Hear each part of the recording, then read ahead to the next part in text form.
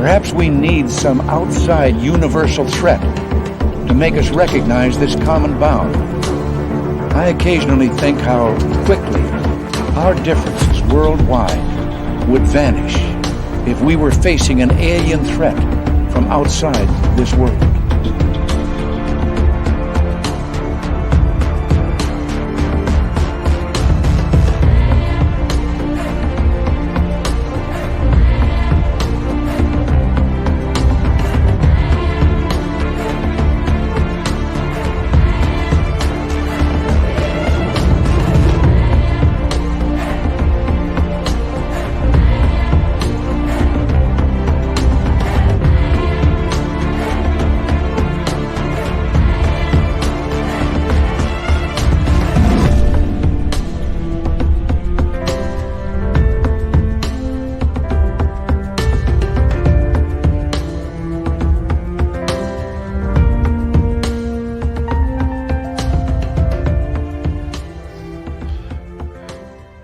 Good evening and welcome to Spaced Out Radio tonight. My name is Dave Scott. Thank you so much for taking the time to join us. We very much appreciate earning your listening ears. We got a power show tonight from Australia. Investigative journalist Ross Coulthart is here to talk all about the UFO news that we literally are not getting. And it's going to be a powerful show about UFOs, UAP, disclosure. Dirty Filth is here with the cartoons. But first, let's say hello to all of you. We got Race Fan in the gold medal position. Shiro taking home the silver with Michael Morris in the bronze medal position. Hello there, Obi Flett. And from Australia, Grand Paul Holland. There he is. Lisa C., Roy Boy, John Hinoyosa, Mennonite Abe. Good to have you here. Penny Van, Be the Arrow, D. Cohen. Thanks for coming on in. From South Dakota, Verpine. Verpine will be signing autographs after the show. Light up to the left of the studio, if you don't mind, to the left of the studio. Donna Spencer, how are you? Rui from Portugal. Monica. Tracy Scott from the UK. Good morning to you. Thurston Howell III and Luscious Jules, how are you? Kim Stanley, nice to see you. W. David Page, Human Carl, a great veteran. Thank you for your service, Human Carl. Michael Fontaine, Pam Harris, and LGG, how y'all doing? Thank you for coming on in. Space Exposure, good to see you. From Australia, Ozzy, oi, oi to you. And Judy of Gaul, thanks for coming on in. Robert Lamoth, great to have you here. 405er, Esmeralda, thanks for coming on in. W. Decker, thank you so much for kicking off the Super Chat tonight. And the Super Chat is a wonderful way to support what we do on this show on a nightly basis, so thank you very much. And there's Bigfoot Rob and Kevin. Good to have you both here. Noble Patrick, thanks for coming on in. On the rocks and in the soil, Michael Godbold, how you doing? Good to see you again. Jessica S. is here. She'll be signing autographs after the show as well. Light up to the right of the studio, if you don't mind, to the right of the studio. Number 17 in your program, number 1 in your heart, starting at center ice, Lars Janssen. And who else do we have? Beverly Holmes, welcome to SOR Chat. Thank you for joining us. Vera Ray, it's been a while. Nice to see you. From Australia, Willow Thomas, thank you for coming on in. Very much appreciate you joining us as we continue on with roll call here. And there's Terry Hall. Good to have you here, buddy. Melinda Leslie, thank you for joining us. And Brown Dwarf, Susie B., Kim Jellin, thank you for all of you coming on in. Nathan Allen, Ted Bastian, how are you, my friend? Yeah, Ted is on the case. Ted is on the case. I love it, man. Your goatee's looking great, Ted, by the way, just to let you know. The Paisley Wave, welcome to SOR Chat. Jenny Girl, nice to see you again. And who else do we have here? Penman. Marty Burback, good to see you. Phil the Stalker, always a pleasure. Raven is Ryan or Raven is Ryan. Whatever one you want to go by, there you are. Thank you for joining us. Desert Rat and Darcy Weir from Occult Journeys, nice to see you. Millennium, Daryl Zernick, good to have you guys here. We're just going to start the radio side here. So that way Bill WD-40 can get on in here and lube us on up for tonight's show. Gailey C., welcome. And there's YJ Overlander, my good friend from up north. Midwest Night Watchers, and Lily Pond. Good to have you both here. Tonight's going to be a great show. We got Ross Coulthart for the first 90 minutes. Then I'm going to continue talking some UFOs and everything, kind of recap what Ross has said tonight. Yeah, and then Super Duke will be in for the cryptid report. We got a power show for you tonight. Hi, Search and Destroy. Nice to see you. And Digger Dog, good to see you here. Can't wait to see you in Vegas, my friend. for our fan party, May 19th through 21st at the Golden Nugget Casino next year. We all got to come on in. We all got to come in and hang out together once again like we did earlier this year, which was a giant success. And we can find more information on our website, spacedoutradio.com. We are building the itinerary. Tits McGee, welcome. Thank you for filling in for the vacationing Veronica Corningstone. Pixie Lara, nice to have you here. We are 10 seconds away from launching tonight's show. It's going to be a power one. Ross Coulthart coming up next. Horns up. Let's rock.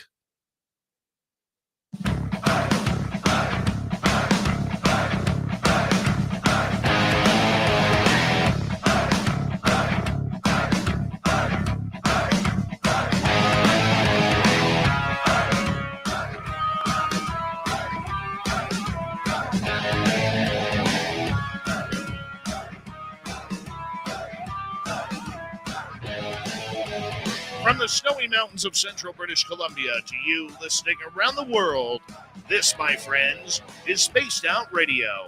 I am your host, Dave Scott, sitting in the captain's chair of SOR headquarters. We welcome you to tonight's show on our terrestrial affiliates around North America, digitally on Odyssey Radio, TalkStream Live, and KPNL. All of our archives are free. Join us at youtube.com/Spaced Out Radio. Do old Davey the favor. Hit that subscribe button. You can follow us on Twitter at Spaced Out Radio, Instagram at Spaced Out Radio Show, and on TikTok at Spaced Out Radio. Our website, spacedoutradio.com. We have a plethora of features for you. Rock out to Bumblefoot, read Shirky Poo's Newswire. Check out our swag as well. Tonight's show is brought to you by Chive Charities. Help make the world 10% happier by visiting Chive Charities today. You can find them on our website. A power show of information for you tonight. Investigative journalist Ross Coulthart. For the first 90 minutes, we'll talk about the UFO cover-up. In hour number 3, we go to the swamp. Our resident swamp dweller is back. Super Duke brings us the cryptid report. It's Dave 101 night, and Shirky Poo has the news. Joining us from Australia is award-winning investigative journalist Ross Coulthart. He is most recently for Australian News and Current Affairs program 60 Minutes on Channel 9. He was previously chief investigations reporter for the Sunday night news program. He has won awards over awards, but the one story that he continues to break right now is UFOs. This has become a passion for this journalist who has seen a real lack thereof in a field that is dominated by, well, we really don't care what's going on. Not Ross, though. He wants to get to the bottom of this, whether it's in the U.S. or around the world. He knows that this is one story that will affect every single person on this planet, and we're glad he's covering it. Ross Coulthart, thank you so much for joining us on Spaced Out Radio again, my friend. To have somebody with your stature here to break down the news for us is very, very special. Thank you for joining us. G'day, Dave. How are you? And hello to all of your listeners. Well, I would be better if it wasn't minus 25 degrees Celsius outside. It's a beautiful summer evening here in Australia, almost gin and tonic time. It's a gorgeous time of year here. When you guys are freezing in your wintry Christmas homes, over our way, we sit around eating Christmas dinner and we eat all the traditional stuff, the turkey and the ham, but we eat it in blistering hot heat. I got to go there one time just to figure it out. But Ross, we only got you for 90 minutes. So we're going to step right into this here. You know, the one thing that I have really enjoyed about your coverage of this is the balance that you give it, the proper journalism that you have given this topic. And a lot of people will say I'm kissing butt to you right now, but realistically, journalism is what we see today is not what you grew up with, not what you are, not what I grew up with when I went to broadcasting school. I mean, where is this story going when it comes to UFOs? Because the medium is supposed to be the message, yet the message isn't being brought out. Well, Dave, as you and I both know, journalism in its traditional form is meant to be analytical. I'm always kind of uncomfortable with the description of me as an investigative journalist because all journalists should be investigative. One of the problems that I have at the moment with contemporary media, not just on the issue of UAPs, UFOs, is that there's a tendency these days just to rip and read, to basically take in a government press release or a corporate press release and not look behind the language and ask questions about it. And I think we also now live in a society where a lot of people get the mistaken idea that it's wrong for us to question, to challenge authority and to tweak the nose of people in authority.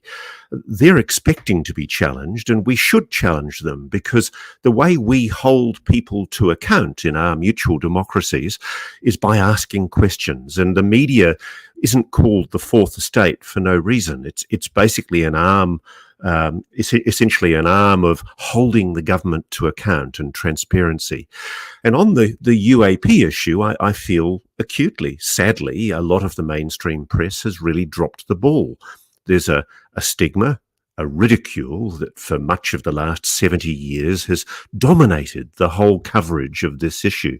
The media has basically allowed itself to be snowed.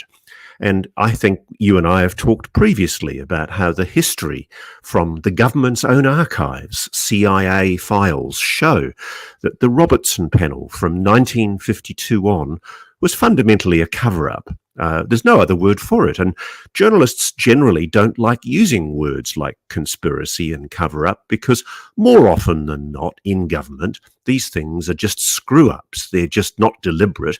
They're just some bureaucrat who doesn't do their job properly, and as a result, they end up concealing something that they're embarrassed about. But in this case, I do believe it's quite an incredible story. It's the biggest story of the moment. I think it's easily the biggest story of our time. We've got a government, your government, the United States government, is essentially conceding on the record, on the public record, that there is a phenomenon that is inexplicable.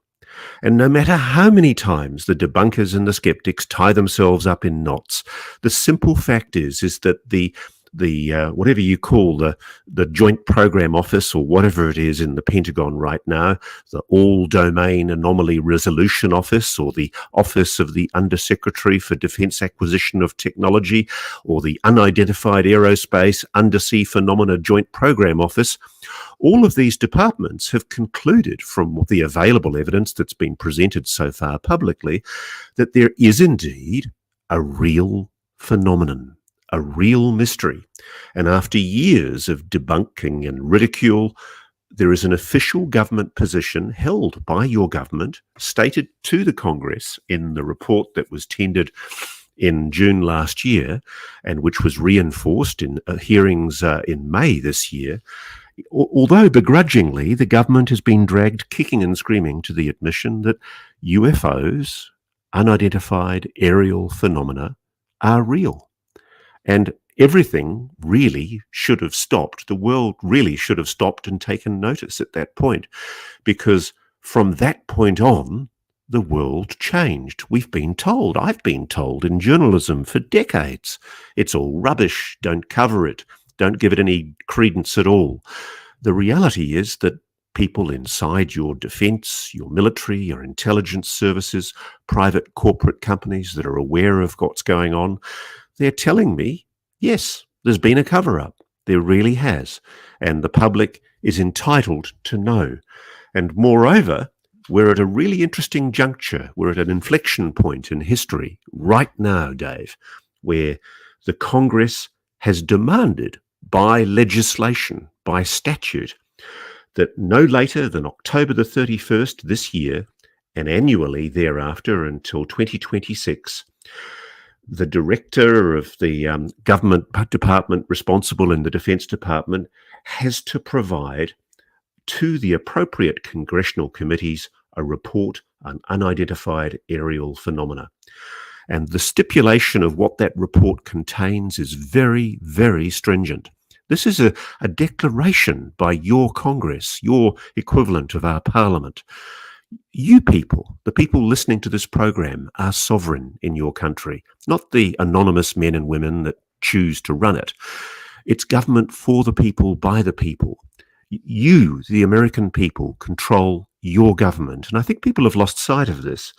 And this report that should have been tendered in Congress, and in fact I understand it may very well now be sitting in a cupboard waiting until early next week when it will finally be released in an unclassified form for public consumption, I'm assured it is or it's just about to be delivered to the Congress a month late.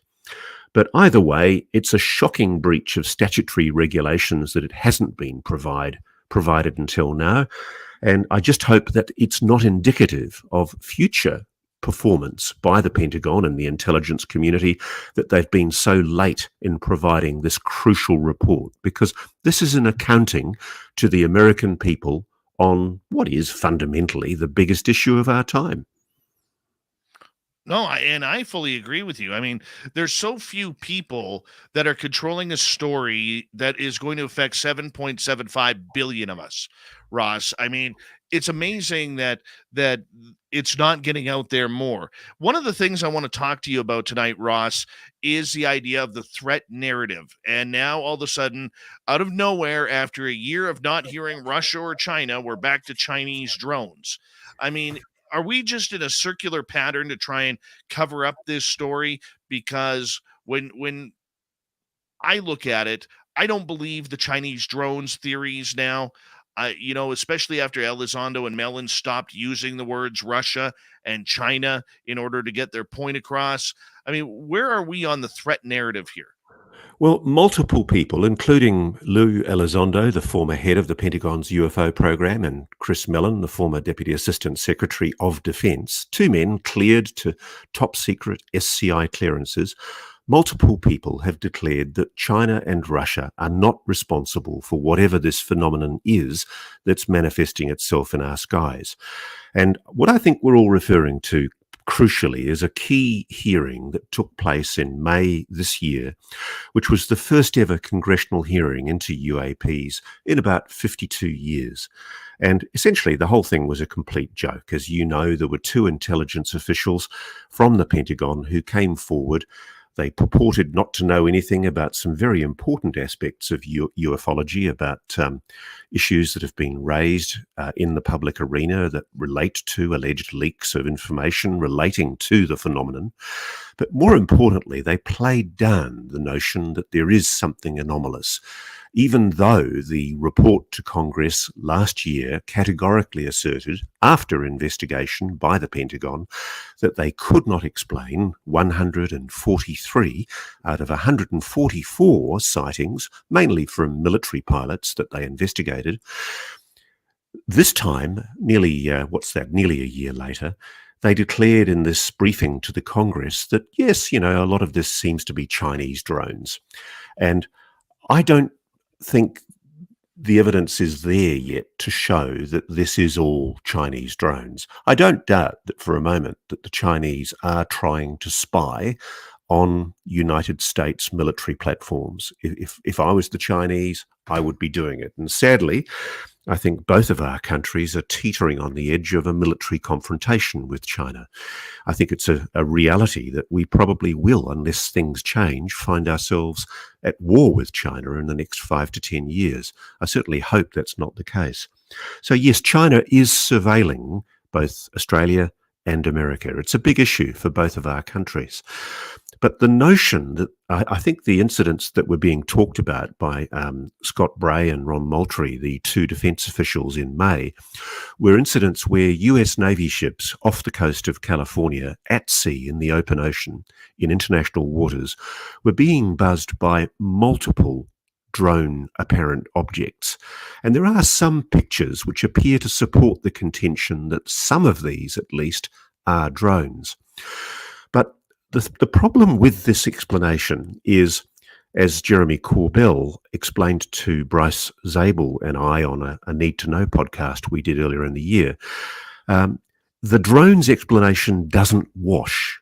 If you look at the number of incidents that were taking place, somebody is capable of deploying drones far out to sea from an unknown platform. It wasn't a cargo vessel that happened to be sailing through these US Navy vessels.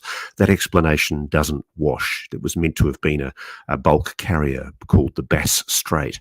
And that doesn't wash. Just because it was Chinese registered, there's no evidence at all that the drones, if they were drones, came from that vessel.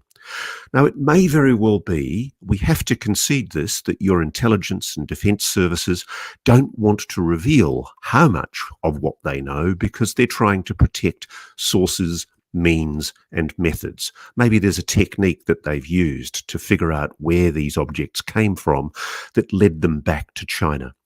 But essentially, when they've been asked, and when people like myself and others have given them the opportunity to explain the whole Chinese drones theory, they run for water. They don't provide any evidence to justify this assertion.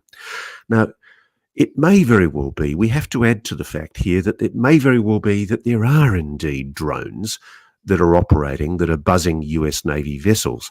And there are, as I've said, pictures, video that appear to support the contention that some of these objects might well be drones.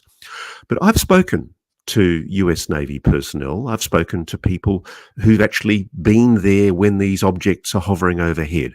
And they've told me that the performance parameters of these objects exceed those of a known, even military drone. They're not something that can reasonably be described within the technology that you and I both know. These are objects that appear to have some kind of a glow to them, some kind of plasma glow in some cases. They're able to flit across the sky in the bat of an eyelid. They're not showing the noise and the performance parameters of what looks like a commercial or military drone. And look, maybe it's possible. Maybe the United States has been testing its own technology against its military. But to me, the one thing that is most telling is that if you were a carrier battle group and you had unknown drones hovering over your ships, highly sensitive vessels, armed to the teeth with the top-line technology, you would bring down one of these drones and you would definitively resolve once and for all what type of object it is, and you would engage it with your weaponry. Absolutely. There is no evidence at all that that has happened.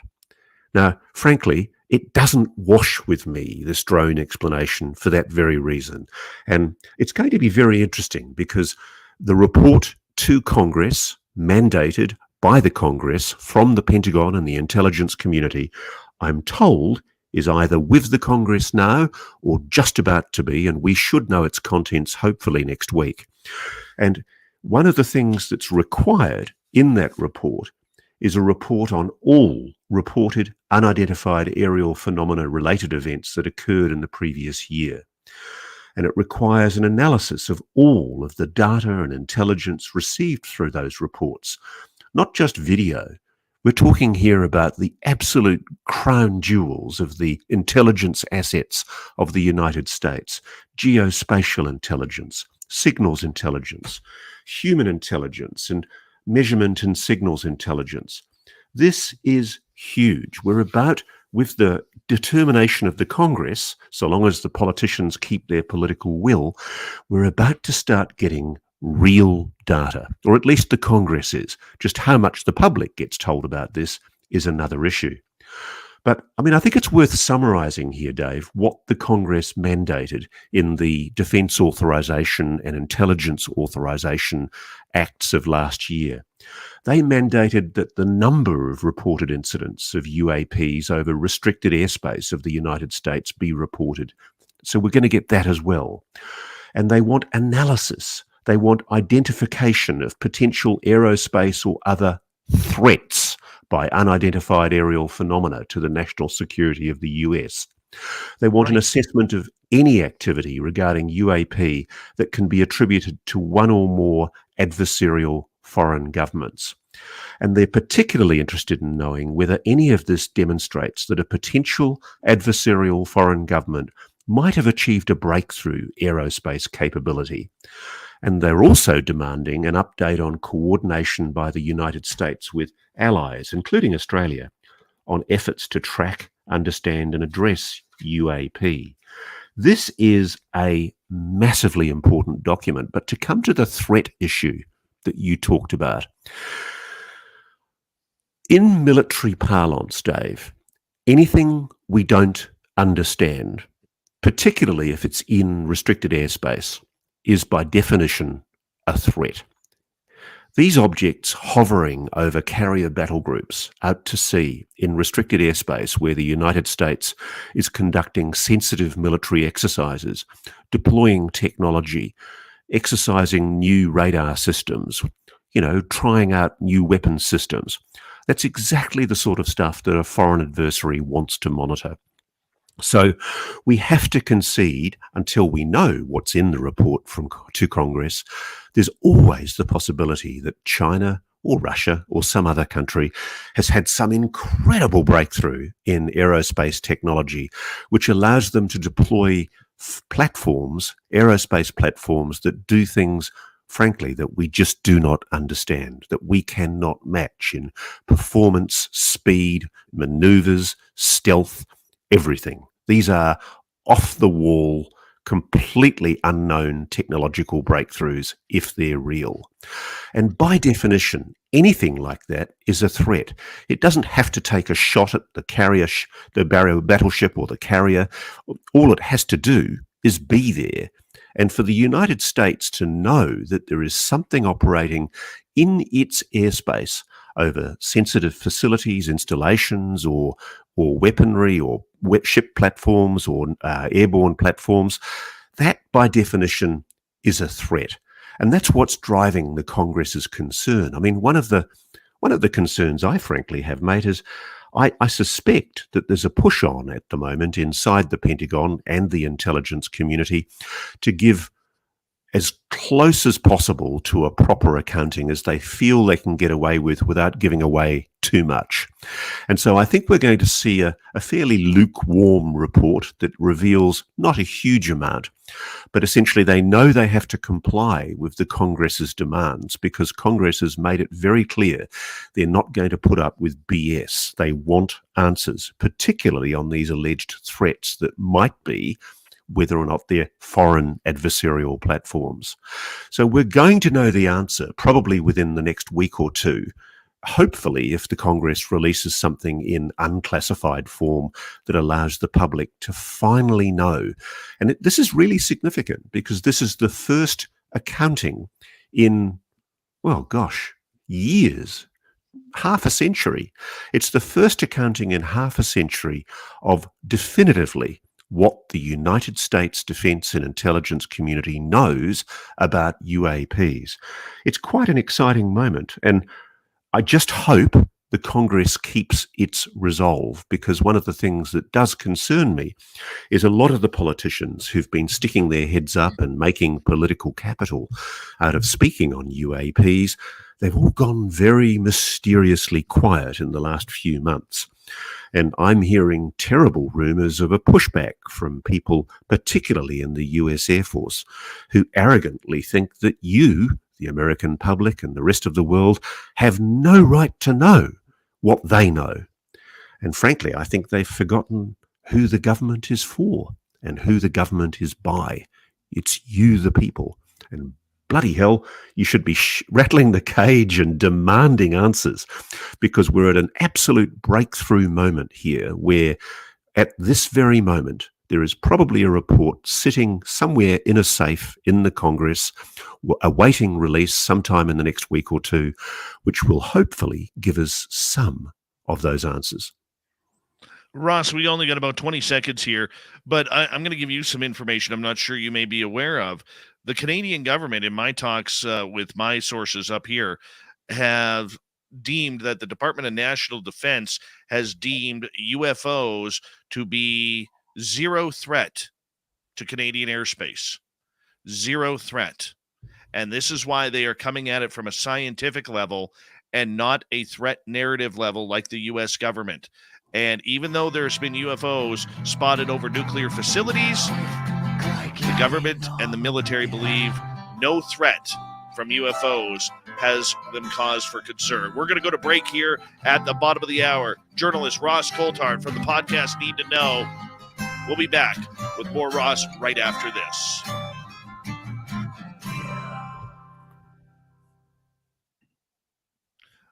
All right, Ross, we are clear. Our YouTube audience can still hear us, though. Okay.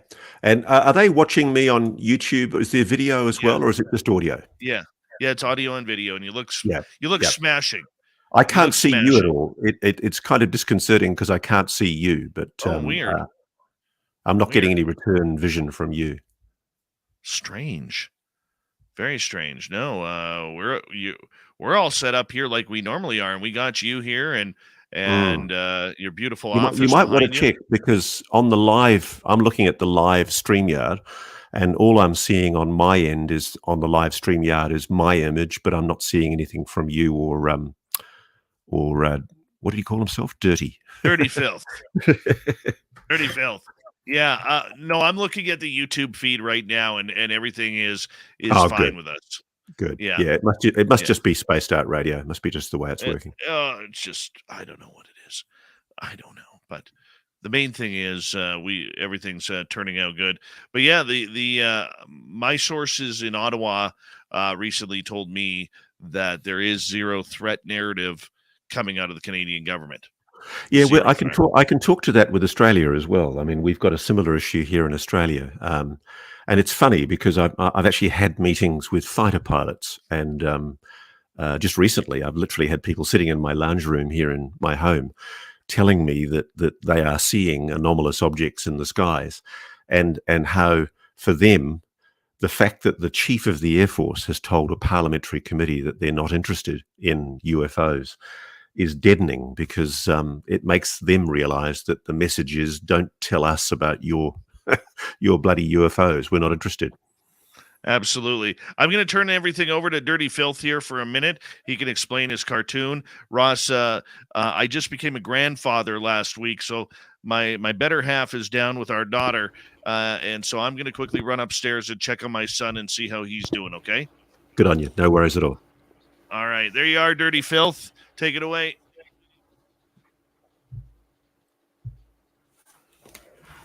Well, it's another exciting edition of Dirty Filth Draws Cartoons on Spaced Out Radio.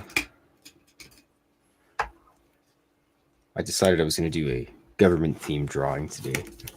So once we get to the end, which won't take very long, we'll see the result. There might be some redactions, of course, but I can't speak too much until the end result comes out. Or I'll just stick it to shelf and draw something else. It's a classic maneuver.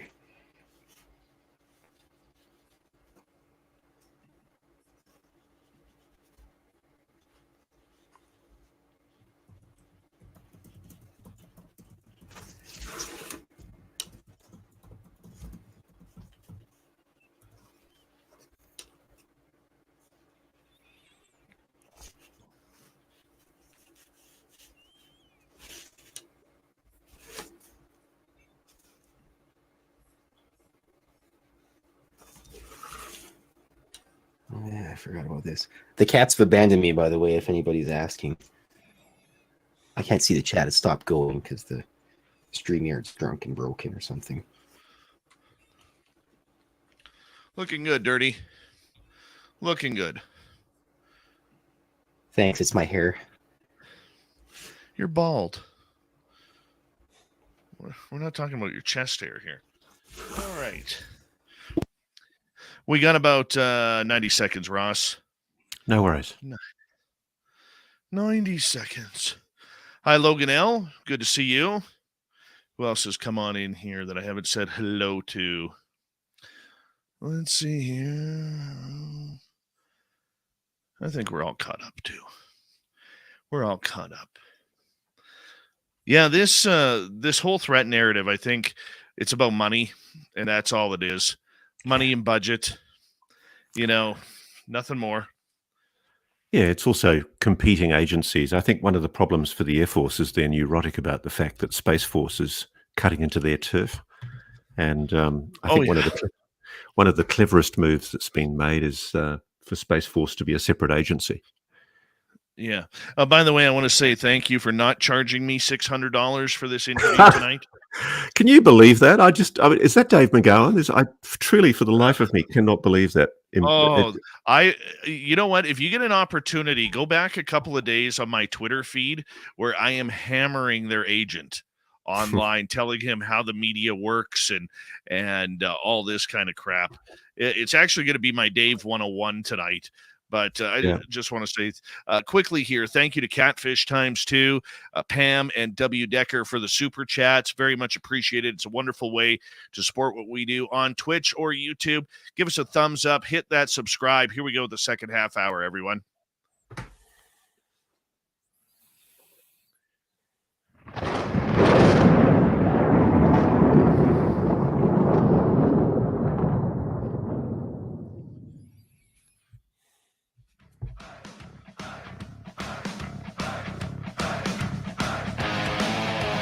Second half hour of Spaced Out Radio is now underway.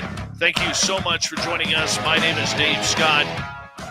Appreciate earning your listening ears as we talk UFOs tonight. Want to remind you that if you missed portions of this show or others, check out our free archives at youtube.com/Spaced Out Radio. Do old Davey the favor, hit that subscribe button. Our website is spacedoutradio.com. We have a plethora of features for you. Rock out to Bumblefoot, read Shirky Poo's Newswire. Check out our swag as well. Follow us on Twitter at Spaced Out Radio, Instagram at Spaced Out Radio Show, and on TikTok at Spaced Out Radio.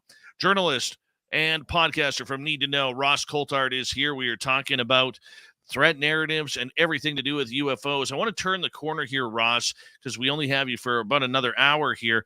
But the one thing I want to thank you for is our show has been one of the only ones that has really been hammering NASA and Bill Nelson for the fools that they are making the public out to be, saying they know nothing about UFOs. This is a complete shock to them, even though we know, and there is proof out there publicly, that astronauts and test pilots for NASA have been experiencing unidentified aerial phenomena since the Gemini days in the early 60s. I mean, this, if anything, tells the public there is a cover-up. It's NASA. And yet Tucker Carlson doesn't go at it. The media doesn't go at it. Ralph Blumenthal doesn't go at it. Leslie Keane doesn't go at it. I mean, there's a story right there, and nobody's jumping on it, Ross. I know, and I was very worried because they, as you know, they've announced a group that's going to be looking at the subject of UAPs, and I was very concerned because one or two of the members have basically come out publicly and made statements that appear to suggest a preconceived conclusion, which essentially is hostile to the idea that there might be something anomalous here that is incapable of explanation. I was quite shocked that scientists would do what essentially the Condon Inquiry and the Robertson panel set out to do as well 50 or so years ago, to try to denigrate the subject matter of UFOs, UAPs, before they've been properly investigated. I mean, the reality is, Dave, as you and I both know, there is a large number of people who've worked for NASA, not just astronauts, but also support staff at quite senior levels, who've made it abundantly clear that they think that there are things that NASA needs to be more open and transparent about. The one that fascinates me, because I've been interested in it because people here in Australia have told me to take a look at it, is the STS-48 vision, the Shuttle 48 vision, where you see objects that appear to be maneuvering in Earth orbit. And I noticed some debunkers have tried to suggest that these are just ice crystals. And then you see a pulse of light, and the object appears to evade that pulse of light. And it zooms off at enormous speed. And I think James Oberg or somebody tried to debunk it and suggest that it wasn't what people thought it might be, i.e. some kind of intelligently controlled craft. But you know what?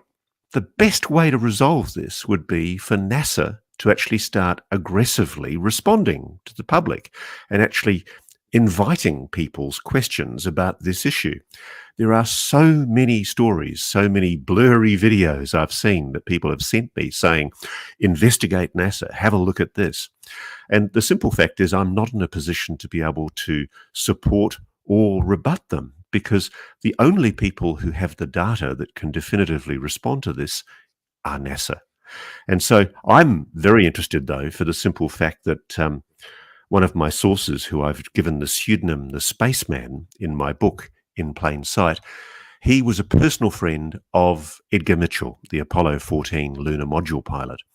And Edgar told him that as an astronaut, they were told that there were certain things that they would see involving UAPs on their missions that they weren't allowed to talk about.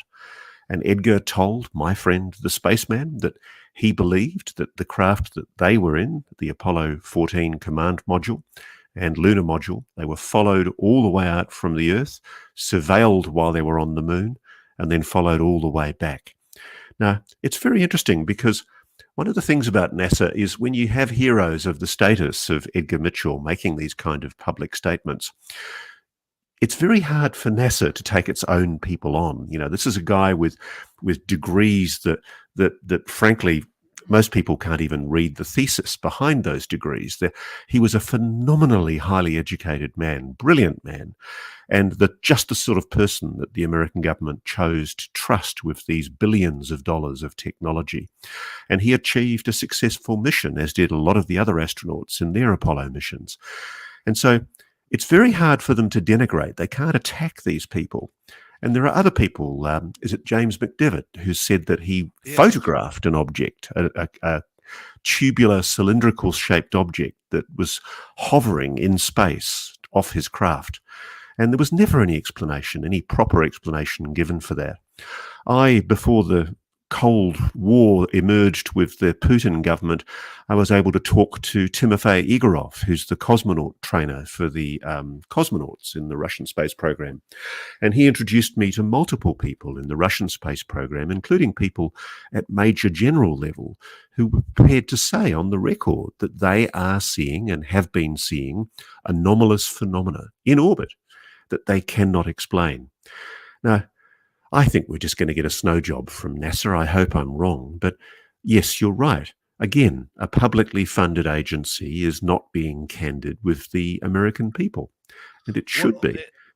And it's only one question that needs to be asked, Ross. To Bill Nelson, have you checked your own closet?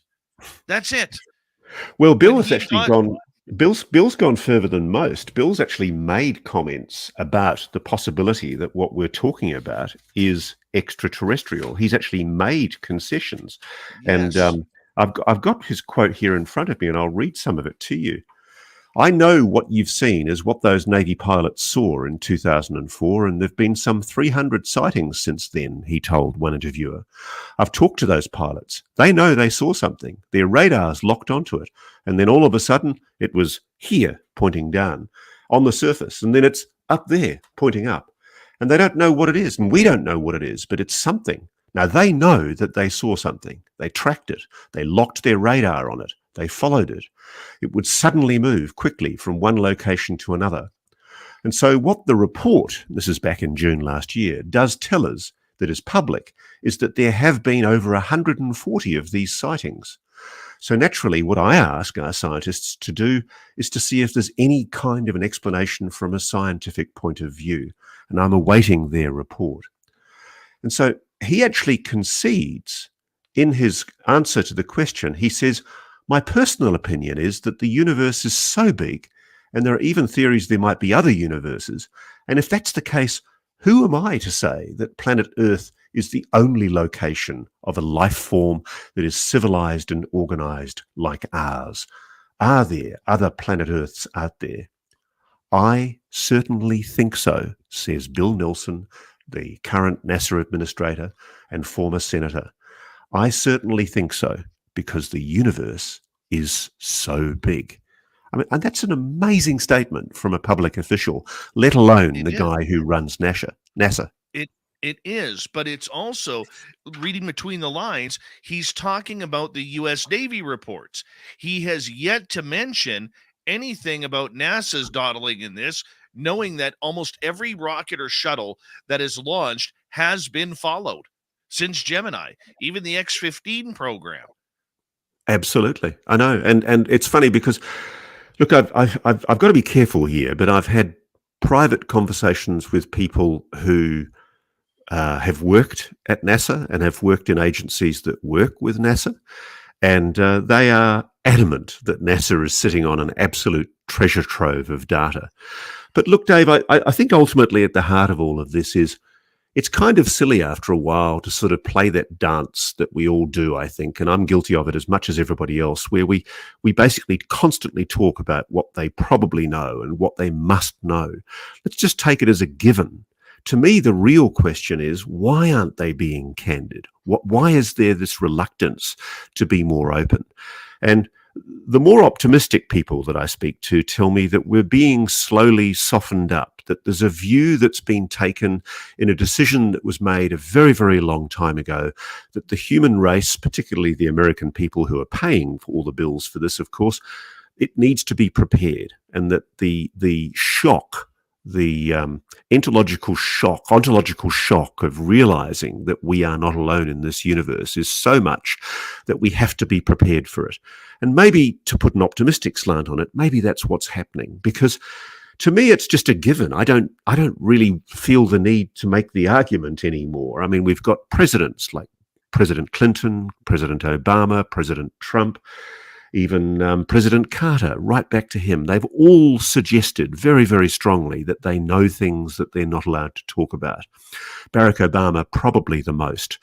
And I'm told that Barack Obama, for example, was briefed. Interestingly, not during his administration, but after his administration, because all presidents continue to enjoy top secret SCI clearance access to very sensitive data. And I'm told that whatever it is that presidents normally aren't allowed to know, he's one of them who has been briefed in. And I think that's why we've seen a distinct change in his public position. He's speaking quite overtly about the fact that there is a mystery here that does require investigation. It's not something that can be easily dismissed and just ignored and ridiculed, which is what's been going on for much of the last 60 or 70 years. Isn't about the military-industrial complex wanting to keep this UFO story and potentially technology of crash retrievals a secret? Or is it because space is about to become very big business in the trillions upon trillions of dollars? Look, it's funny because I'm kind of sympathetic in a way. I mean, I'm a journalist and I deal all the time with people in defence and intelligence who tell me things often that I shouldn't know. I think I've talked before about this, but I was once in possession of information where I was told that Australia was deploying Special Forces troops to Iraq, and it was all being kept very secret. But basically, before the 2003 invasion of Iraq, there were Australian Special Forces soldiers days earlier in the desert in Iraq, stealthily inserting themselves into position, ready for the breakout of the war. And the interesting thing is, I and other journalists who were apprised of this quite rightly made the decision that it was none of our business. We had absolutely no right to talk about this. The way we'd found out was by almost complete accident, a slightly overzealous person who felt they were doing us a favour by telling us this, but it could have compromised the lives of Allied soldiers. And so for that reason, we chose not to reveal it. Now, in this case, I think that a lot of what is driving the secrecy inside the Pentagon, the resistance from particularly the United States Air Force, which I'm told is by far the biggest part of the problem, a lot of what is driving the resistance is a genuine concern that we are on the brink of war with China and possibly Russia. And at a time like this, we don't want to show technology that we may or may not have. Imagine, hypothetically, Dave, if the United States had developed, hypothetically, platforms that perhaps are bearing a resemblance to the ones that have been seen buzzing US Navy ships. What if those drone swarms that we all heard about, and that story that strangely disappeared in Colorado and across the Midwest about 2 or 3 years ago, where there were repeated reports of swarms of drones buzzing police and FBI officials, farmers and TV crews. Everybody witnessed it. But did you notice how the story just disappeared? I think something was being tested. I think the United States has technology up its sleeve that it's preparing for use in, God forbid, the next conflict. And so, yes, I think to some degree it is, to use that old-fashioned term, the military-industrial complex. It's all about, a large part of it is money, of course, because there's a huge amount of money to be made from selling and developing weapons like this. But to a large degree, it's about maintaining dominance, battlefield dominance.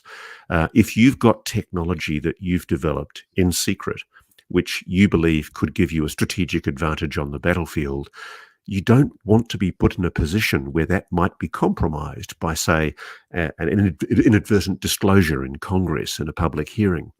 And so I think that there's an effort to contain this at the moment, because we're in the most dangerous period since, and probably ever, frankly. I think it's far more dangerous than the Cuban Missile Crisis, what we're going through at the moment. And a large part of that is because the public's not being made aware of how dangerous this time is. You know, there are American bombers, you know, nuclear-armed bombers being deployed to forward positions. This is really disturbing. You know, we're in a new paradigm at the moment where people are talking openly about fighting a war with China in the Taiwan Strait if China tries to deploy its troops to invade Taiwan. We're worried that the possibility that it might go nuclear in Ukraine if Vladimir Putin is stupid enough to use a tactical nuclear weapon on the battlefield, because he's losing, and losing badly, in places like Kherson. And what happens if the Ukrainians decide to make a leap for Crimea, deploying troops in a way that would make the Russians lose their land bridge to their Mediterranean-based port, or their Mediterranean source port? The simple fact is they're not going to let go of that in a hurry, and there's a terrible risk of escalation. And in the middle of all of this, yes, there have been revelations in the New York Times and from certain key people who appear to know something that we don't, that just possibly there is retrieved technology that is non-human that has been developed.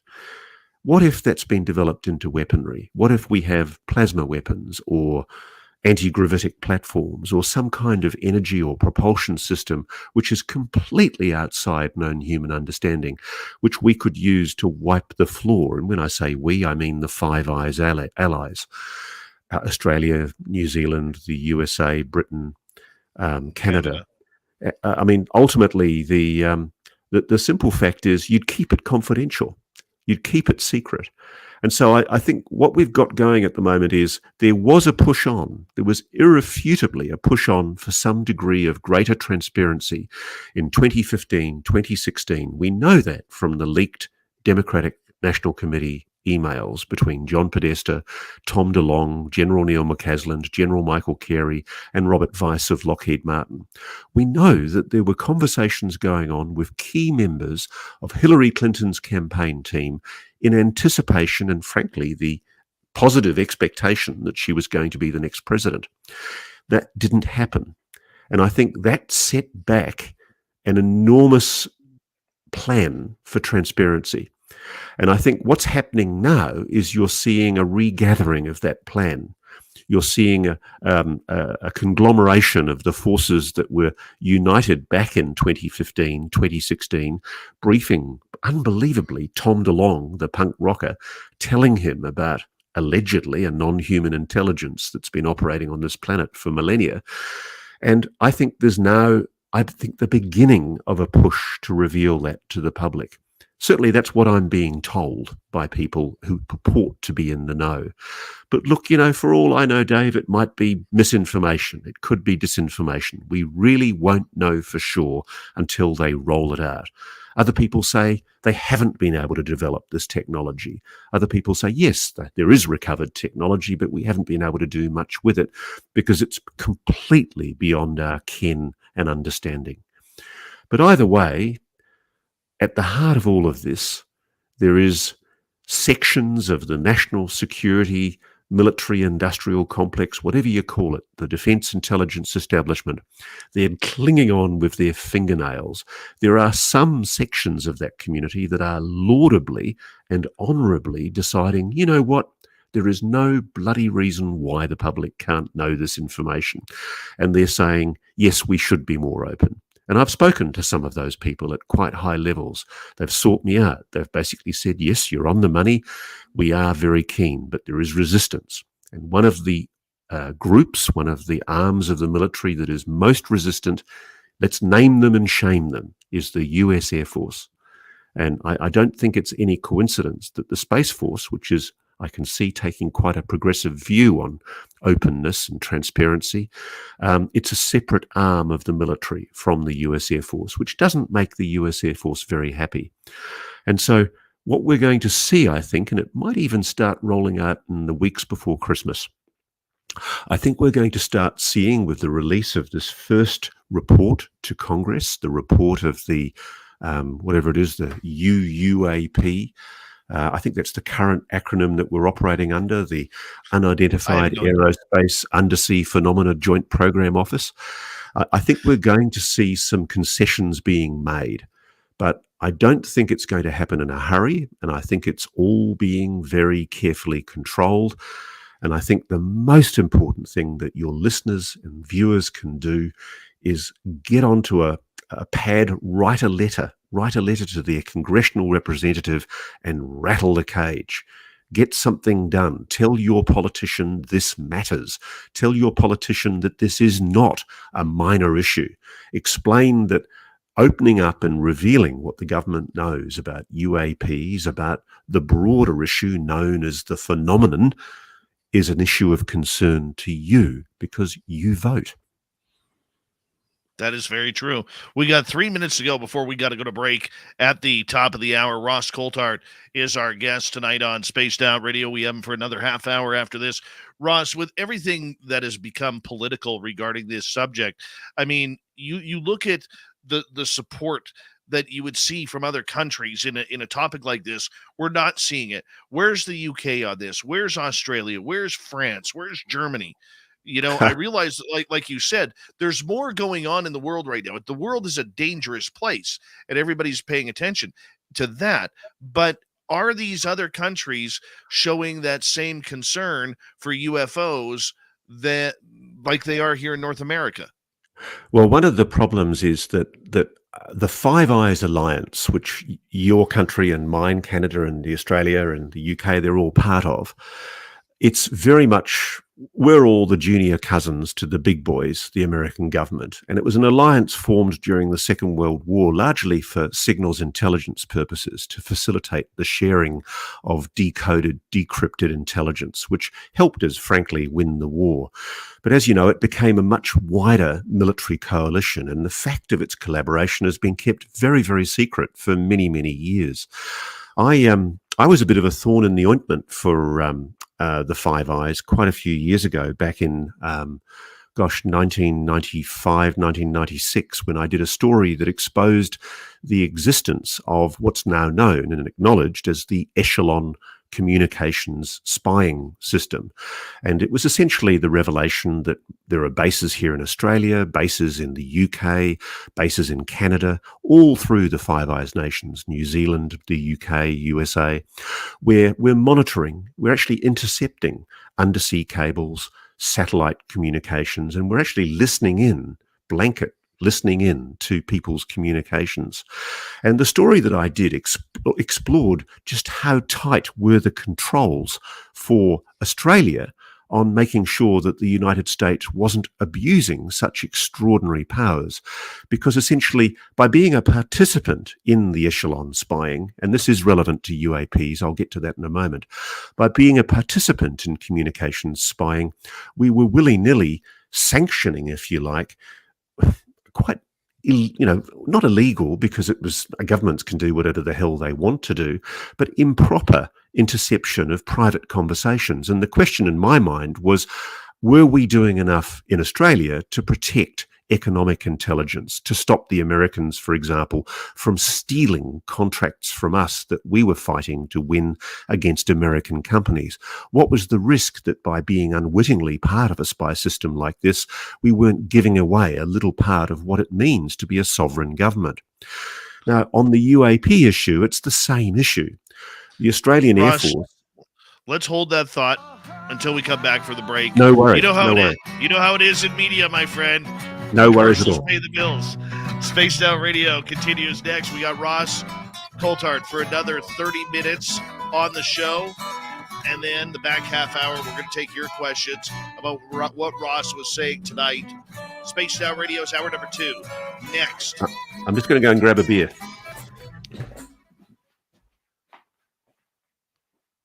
I am so leaving that in. I'm just going to go grab a beer. So going to leave that in. I love it. We got over 353 total watching live tonight on Twitch, YouTube, on Facebook, and elsewhere. Thank you so much. If you haven't hit subscribe to our channels yet, we'd really appreciate it. And remember, if you are new, we are a live radio show, which is why we take commercial breaks here to time out with our radio stations that are carrying us. So I appreciate your patience. Gary McGill, welcome to SOR Chat. Oh, hey, Clam. How you doing? And who else is joining us late here? Everybody on Twitch during that raid. I'm sorry, I didn't know what a raid was, but thank you. Thank you for tuning us in. And I promise you, one of these years, I will learn how to use Twitch. Kawhi Snyder, how are you? And Crystal J, thanks for coming on in. And I'm just going to turn this over to Dirty Filth here for a couple of minutes. And I'm going to go check on my boy, Ross. You enjoy the suds. I'll be right back. We're just going to turn it over to Dirty Filth here. Well, excellent. Painting's almost done, and then once we put the ink on it, it all comes together.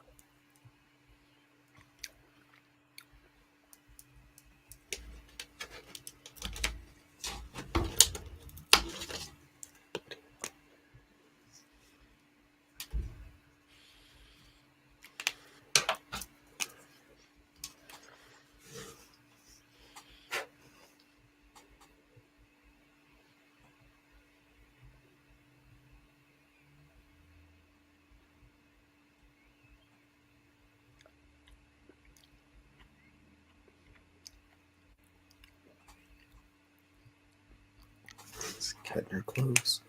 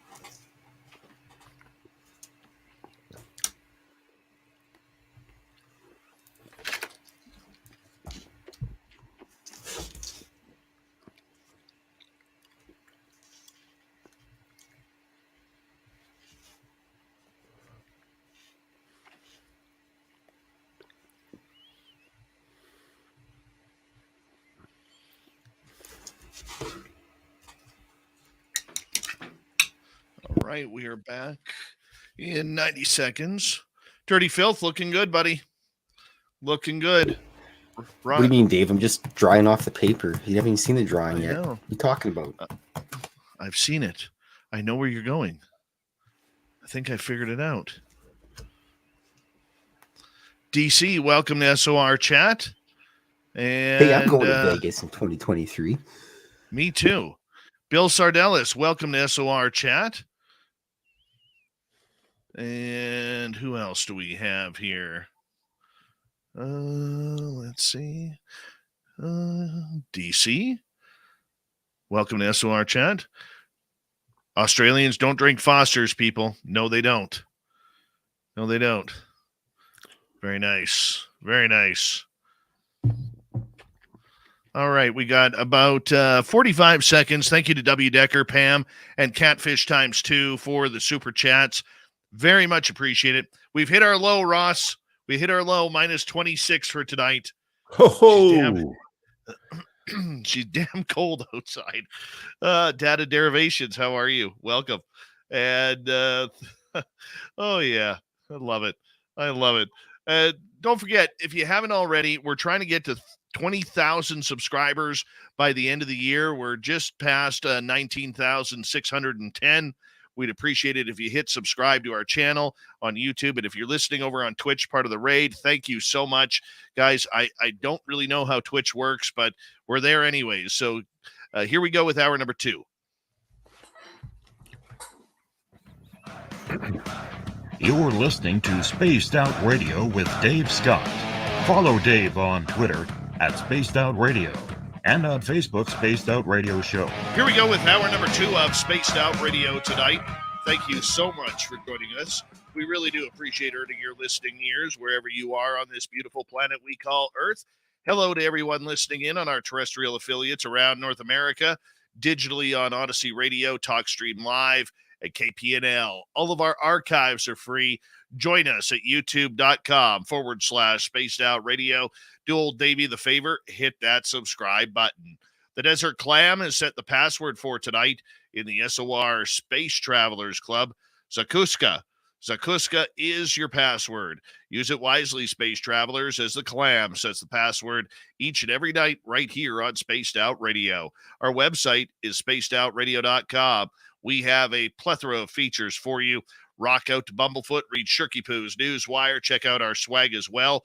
Follow us on Twitter at Spaced Out Radio, Instagram at Spaced Out Radio Show, and on TikTok at Spaced Out Radio. Here we go. Final half hour with Ross Coulthart, journalist out of Australia. Need to Know is the name of his podcast with the amazing Bryce Zabel, who never has a hair out of place. And I love Bryce Zabel, man. I do. He is just, I mean, between you and him, you guys have one of the most professional podcasts that are out there right now regarding the subject of UFOs. And we've been talking about this subject all night long. I mean, are we ever going to see a time, Ross, where this subject truly does open up? I do think we will. I really do think we will. And it's funny because what we were talking about just before the break is relevant to that. A few weeks ago, I had sitting right here in this room a pilot of a particular type of fighter jet from Australia's Air Force. And we were talking about things that he and his colleagues frequently see in the sky and that they're not allowed to talk about, that they're discouraged from talking about, even today. And we don't have in Australia the mandate that your Secretary of Defence in the United States has basically brought in, requiring pilots, demanding that they report anomalous UAP incidents. And we should have. And one of the problems that we have with the Defence Department here is that the chief of our Air Force, Chief Air Marshal, lovely bloke, he's now been replaced, Mel Hupfeld, he was actually quizzed at one stage about the report released in June last year by the Office of the Director of National Intelligence in the US, and he was asked whether or not he was aware of the report's findings and whether he was going to do any kind of investigation into UFOs. And basically it was made very, very clear, even back then and more recently since, that the Air Force in Australia, at least, has no interest in investigating the phenomenon. It claimed that he hadn't seen any reports of unidentified aerial phenomena in Australian airspace, that he wasn't aware of any reports or information regarding UAPs, and that there's no attempt by the Air Force to investigate this phenomenon. And the irony is, to answer your question, it doesn't really matter in the end what the head of the Air Force of Australia says, because his pilots are talking to people like me. They're upset.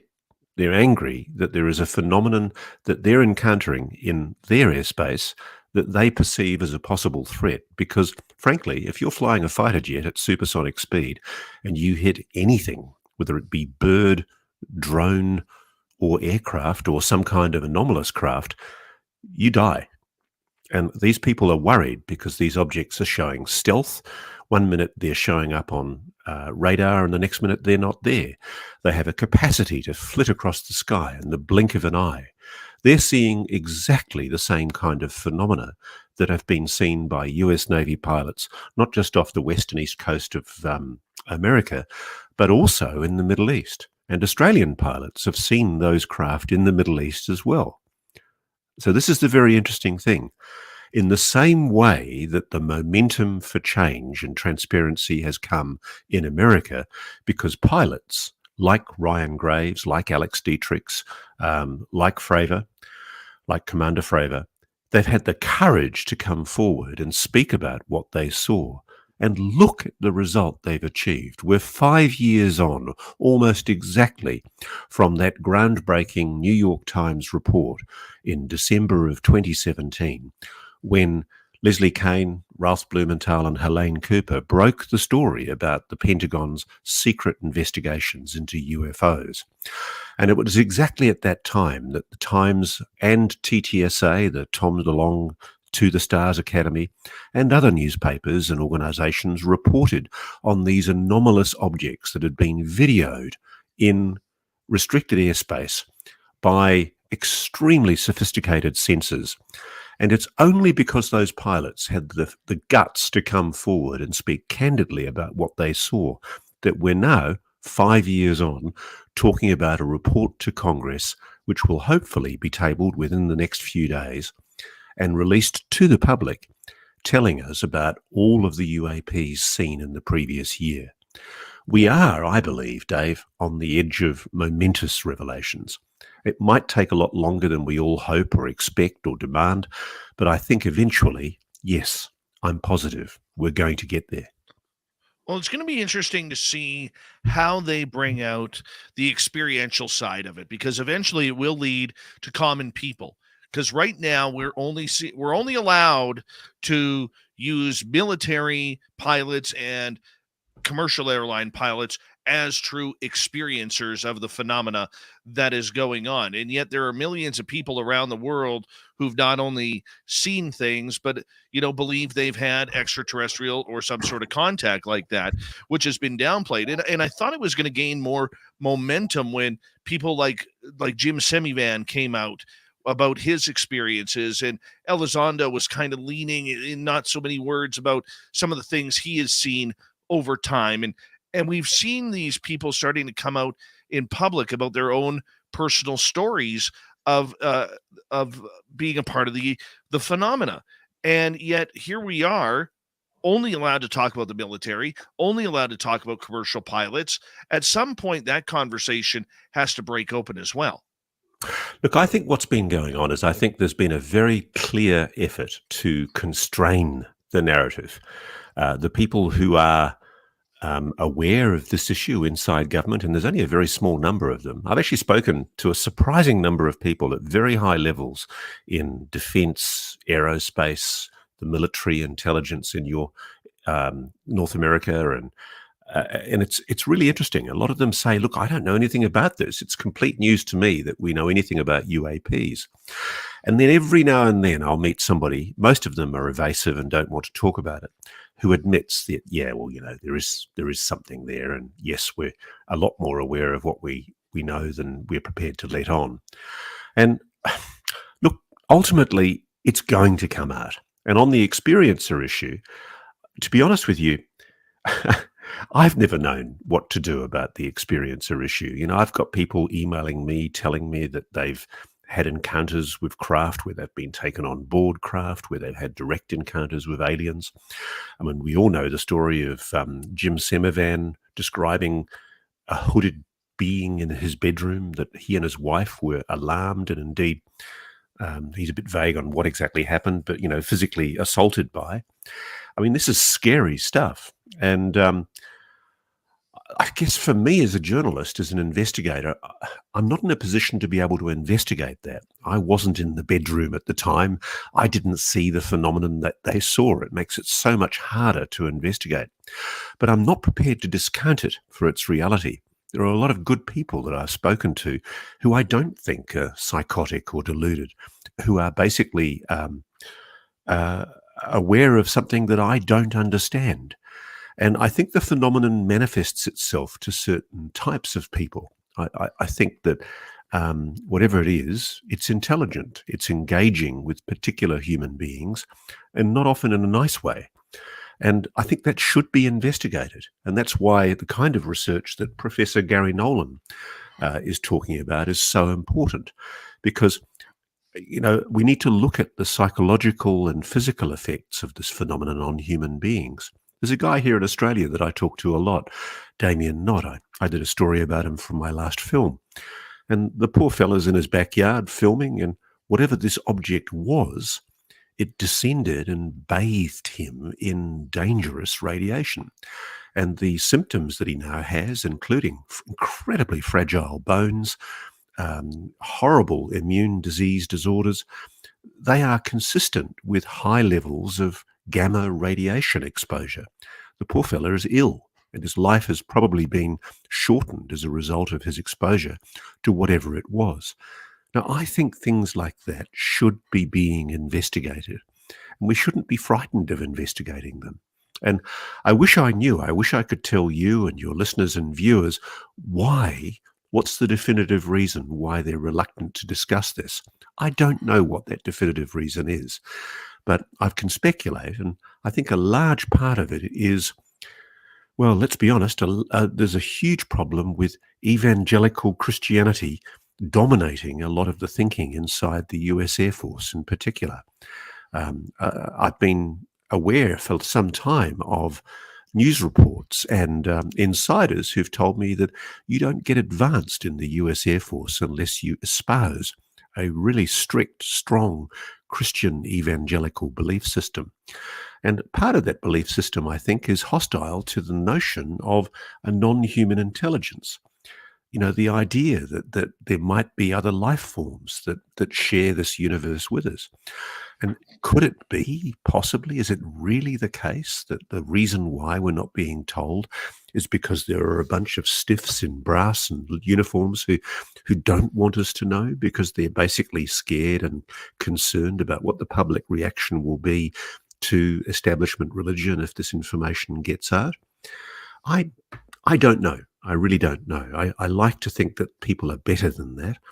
But what I can tell you, and I know this from my own exchanges with people, there are people in senior levels in the US government, in defense and intelligence, who've taken me into their trust, who believe that we will get these answers very soon.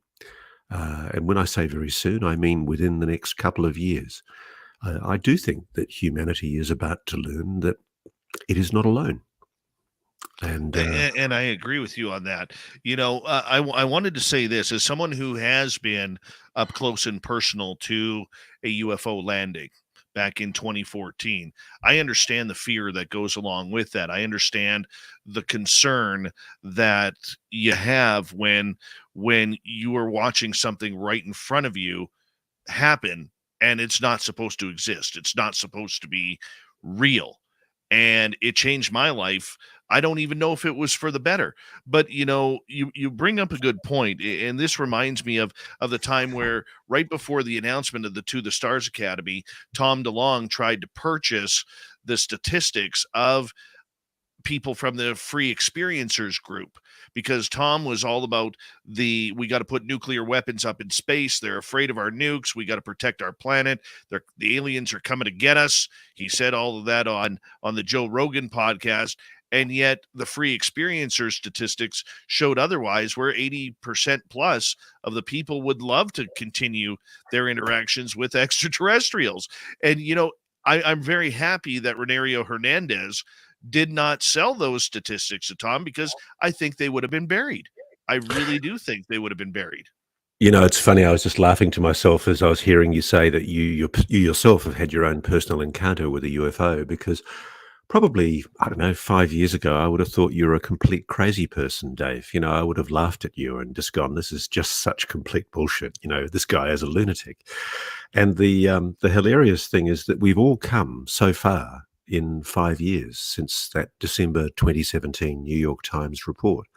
It's the anniversary coming up of quite a momentous time in history. I think it will be Very remembered. true. And I think at some stage, there's going to have to be a reckoning. I've noticed, I'm following at the moment, and some people on the debunking platforms online have been having a go at me for even giving him airtime.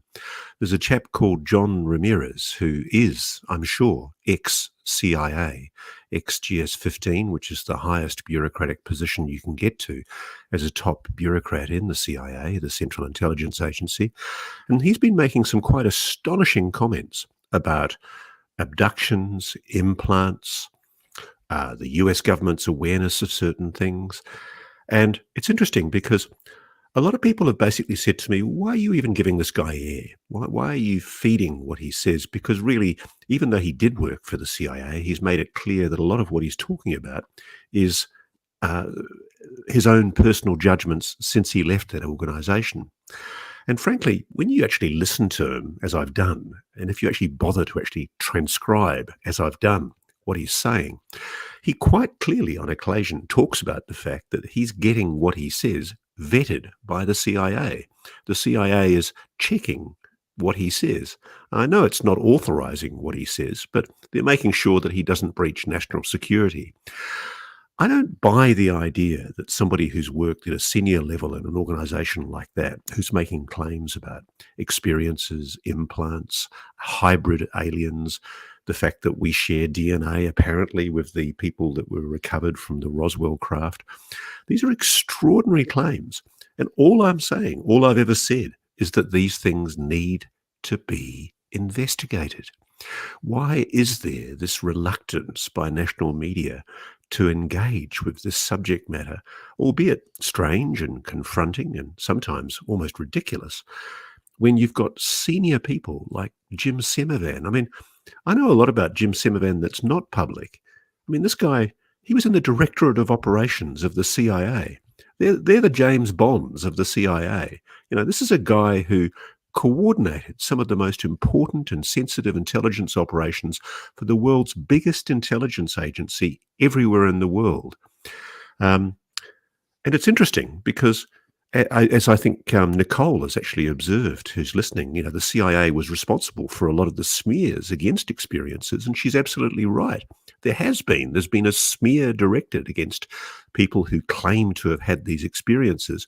How do we deal with the fact that there's now a former very senior, extremely senior, incredibly well-informed CIA person like Jim Semivan and John Ramirez, who are basically saying, this is real. I've had these experiences. I know this stuff. I know it's real. I think it's time for mainstream media to get off its haughty high horse and actually take a look at this. And if they can prove that it's all BS and ridiculous, great. Let's move on. Let's get on with the next mystery. Let's figure out what happened to JFK. But look, the reality is we can't ignore this stuff anymore. It's fundamentally important because it goes to questions of who we are as human beings. A lot of people I talk to keep on reverting to consciousness. They talk about how the key to all of this is consciousness. And I have no bloody idea what they're talking about. I really do try to understand this, but I suspect part of what they're talking about is the notion that for us to understand this issue, And for humanity to even begin to engage to understand it, we have to open our minds to the possibility that we're not alone. And that is the big difference that I think we're confronted with. And I do think in the next few weeks, we might see the beginning of a rollout. And I think 2023 in particular is going to be a momentous year. And I think it will too. But I mean, the problem is we need people like you and like me in the mainstream getting the message out a little bit clearer, and we need our colleagues to jump on the bandwagon a little bit more, to start asking some tough questions rather than, is it little green men? Is it swamp gas? We need some proper questioning to bring this out. Have you noticed how the current ridicule default of a lot of the people in authority is to go, oh yeah, they're just talking about little green men. Nobody's talking about little green men. Nobody's talking about aliens. I don't know if it's alien. I mean, a lot of people are suggesting to me it might be us from the future. I frankly don't know, and that's the vexing thing. And this is the thing that I find just absolutely extraordinary, Dave, is that we have a mystery, a confounding mystery, and humans love mysteries. And it's acknowledged as a real mystery by the United States government. It can't solve it, it claims. And it wants us to engage with it and understand it. And frankly, it involves a technology that is intelligently controlled, that's doing hypersonic maneuvers, incredible speeds. It's stealthy. It's got transmedium capabilities. It's been in orbit. It's been under the ocean. It's been in our air. And whatever it is, it doesn't have any visible propulsion system. Is it using anti-gravity? Now, that's a mystery that while we go on with our humdrum lives and the poor people of Ukraine get bombed in just utterly barbarian warfare, we're back to trench warfare in the first three decades of the 21st century. I can't believe it that we are so brutal to each other, that we're trying to resolve issues and conflicts by fighting each other with war, artillery. And in the midst of all of this, the government of the United States has effectively conceded the likelihood that what we're talking about is a non-human intelligence in our midst. I think, for one, that's a very exciting mystery, and it's worth investigating. And we only have about 2 minutes left with you tonight, Ross, before we have to say goodnight. In the next, the report, as you said, you're expected to come out on this. How much of that do you expect to be within public purview? How much are we going to get? I don't think we're going to get very much at all.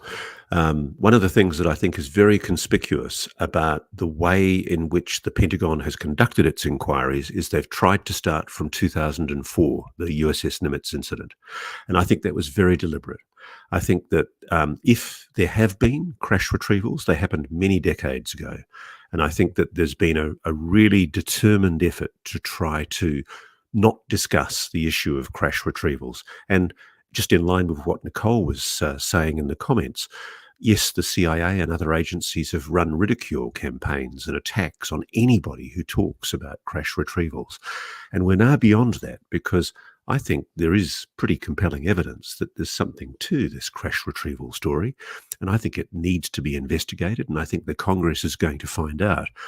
But I don't know for sure that it's going to be revealed from inside the SCIFs, the sensitive compartmentalized information facilities, the secure rooms where Congress committees like the House Intelligence Committee or the Senate Intelligence Committee or the Armed Services Committee get to hear this stuff.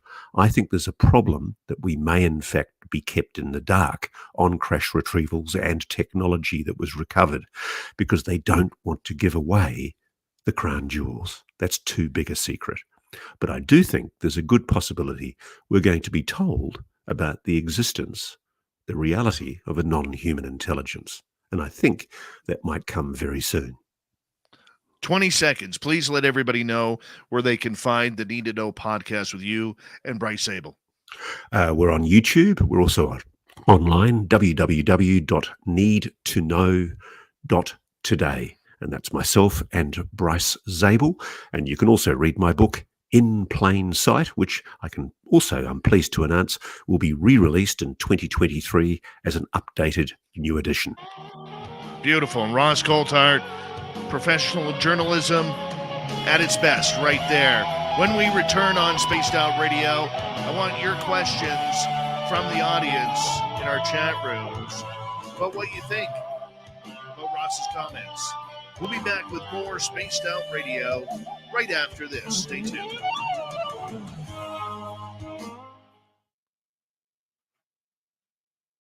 That was a lot of good information. A lot of good information. Thank you, Ross.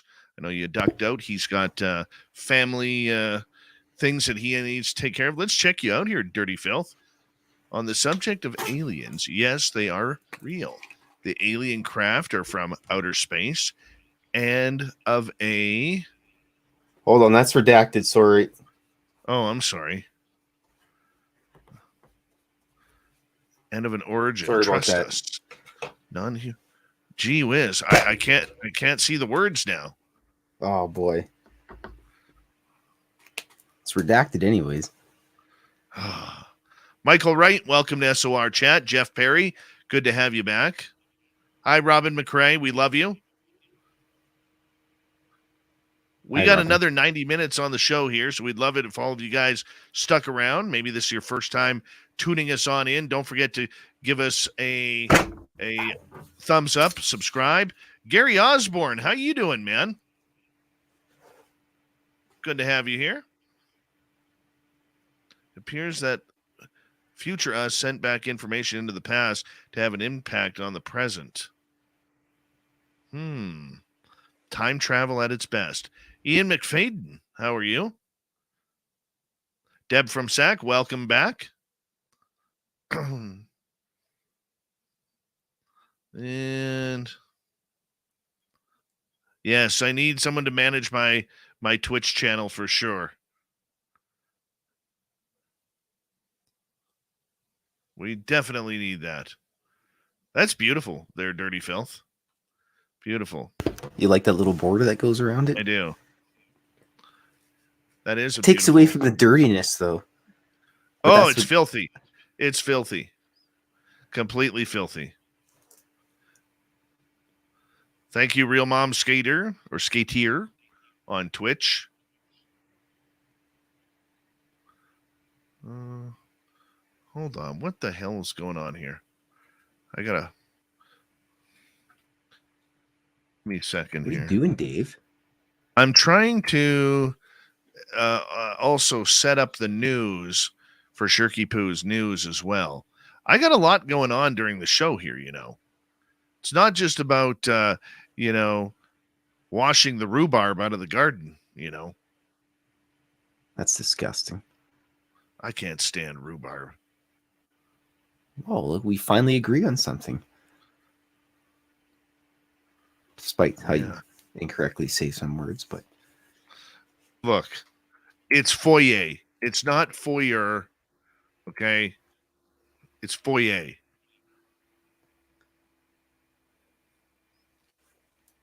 Nope.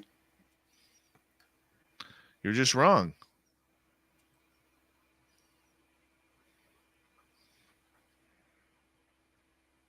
You are just wrong. Penny Van wants all the rhubarb. Sackage and Penny Van can have all the rhubarb. Have at it, ladies. Good God. Alley weed, that's what I call it, because it grows in alleyways. Maybe I just had to eat so much of it when I was a wee lad. My grandmother's like, just put sugar on it. It tastes good. I'm like, ugh. It's not good, Dave. I agree with you on that. Rhubarb's terrible. It's absolutely terrible. Even YJ says it's foyer. That's too bad for him, too. But, I mean, I drink all the pickle juice before I eat the pickles, so I can't really say too much. Well, you are a pickle juice kind of guy. I like pickle juice. It's healthy for you. It'll keep me preserved for a long time when I'm dead. Yeah, we're going to throw your art in pickle juice, too. But in Ziplocs first. I don't think we're going to be allowed to have Ziploc bags for very much longer here in Canada, Dave. Sorry. Gordon Trainer, welcome to SOR chat. If you guys have questions that you want answered, because literally I'm opening up all of this to you guys for your questions here the next half hour. So please put them in capital letters and let's get the everything going here. Big thank you to Human Carl, to Catfish Times 2, Pam and W. Decker for the amazing super chats. We very much appreciate it. And we want to make sure that we have an exciting next half hour talking about this. Okay. So line up your questions. I will get to them and answer them for you the best that I can. And let's make this happen. If you haven't yet, please hit us with a subscribe and ring the bell. We're here 7 days a week for you on this show. And here we go, everyone.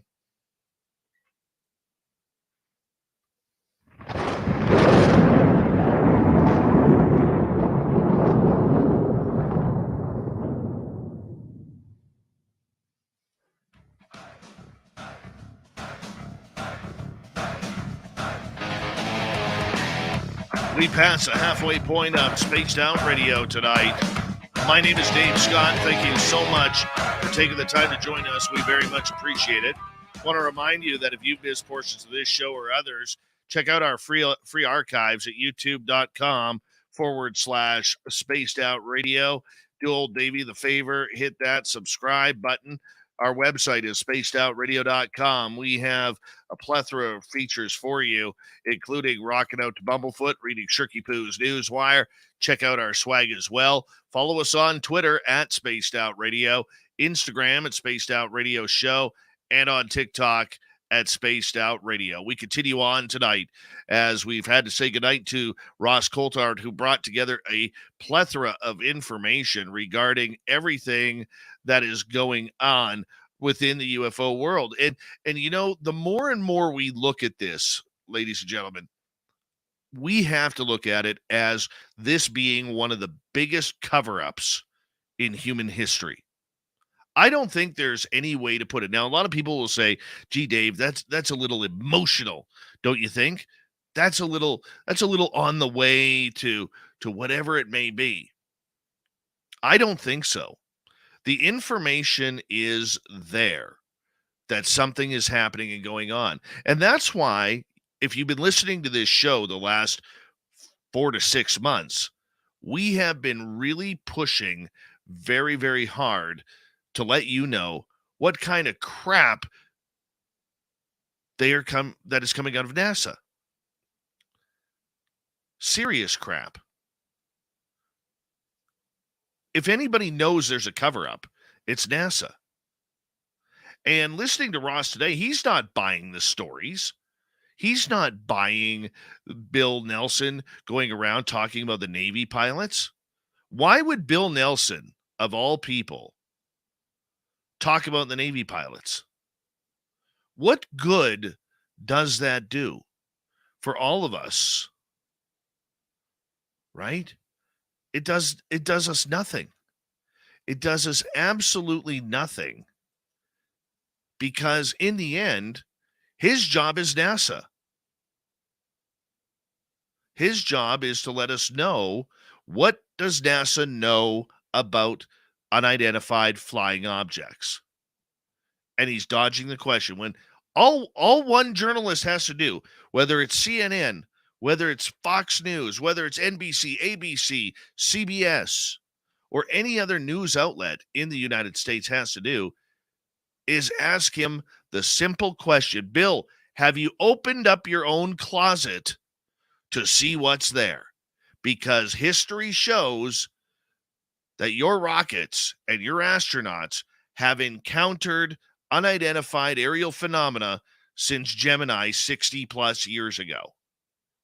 Let's open up the conversation.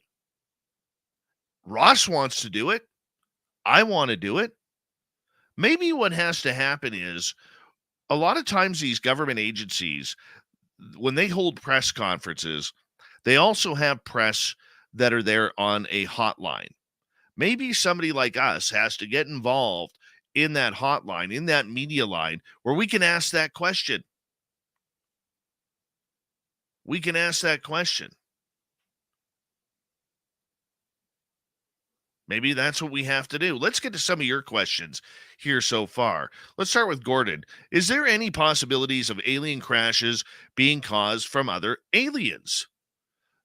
This is what was actually thought about what happened in 1947 in Roswell. They believed that there were a couple of alien craft that were flying into New Mexico or over the sky of New Mexico, and somehow there was either a combination of an electrical storm and the amount of radar that was being pumped into the sky at that time that may have screwed with these UFO flying. And it is believed by many, including Stanton Friedman, that these two UFOs crashed together.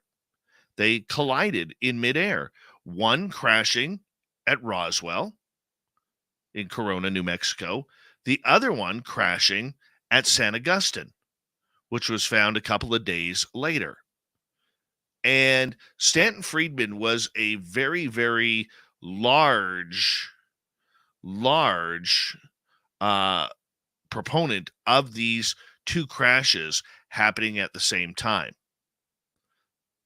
And many people, including Gerald Anderson, who is a 5-year-old witness to this, where he was out looking for agates and rocks with his father and his cousin and his uncle at the time, when they came across the crash, he remembered touching the ship. He remembered seeing alien bodies, including one that was still alive. I mean, this is something that is very huge. Now, Gerald has since, I believe, passed away, and many others who were researching that case had passed away as well. So it is something that could be possible, Gordon, that UFOs and crash retrievals have happened because of their own accidents. And look, we can't think that these craft, okay, that these craft are if they're piloted by an extraterrestrial species, that they're not going to have an oops every now and again. Even our own fighter pilots have an oops every now and again and make a mistake, and it costs them an aircraft, possibly their lives. It happens every year, right? So why couldn't it happen with aliens? Let's go to Jeremy here. Doesn't it change literally life as we ever known it? Of course it does. Of course it does. Look, if you remember my last show with Lou Elizondo earlier this year, I asked him point blank, did the U.S. government or did the alphabet agencies really study people during COVID to see how they would react in a worldwide situation? And Elizondo honestly answered it, yes, we were monitoring it. Because they wanted to know how would people react to a world situation like aliens. And COVID was a perfect example of this. They literally watched humanity at its worst. They really did. Stealing milk from people, going to the store, buying, 2,000 rolls of toilet paper at a time, going to the meat sections and raiding the meat sections. Hell, at my grocery stores here, we're a year, we're almost a year out of COVID here. Okay, even though it's still around. But there are still certain sections that you can't get things. They're already sold out before they hit the shelves, like children's medicine. Why? Why isn't there enough? There should be. There's plenty being made.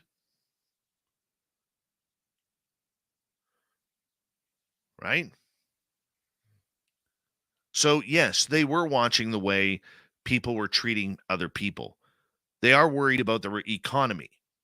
They're worried about the religious aspects of people. because some people aren't going to be able to handle it. They're worried about people who suffer from depression, anxiety, thinking it's the end of the world as we know it. And we got to get the guns out and fire at these UFOs who are coming to get us, according to Tom DeLong. Yeah. Thanks, Tom, for the fear-mongering. We appreciate that.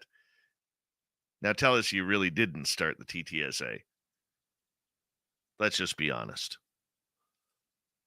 Right? If aliens come, invest in milk and invest in toilet paper companies. That's it. That's all you got to do. Moving on here. Joe from California. If Dave were a pickle, what kind of pickle would he be? I don't know where this question's coming from. Probably due to the conversation Dirty Filth and I were having during the break about how he drinks the pickle juice before he eats the pickles inside.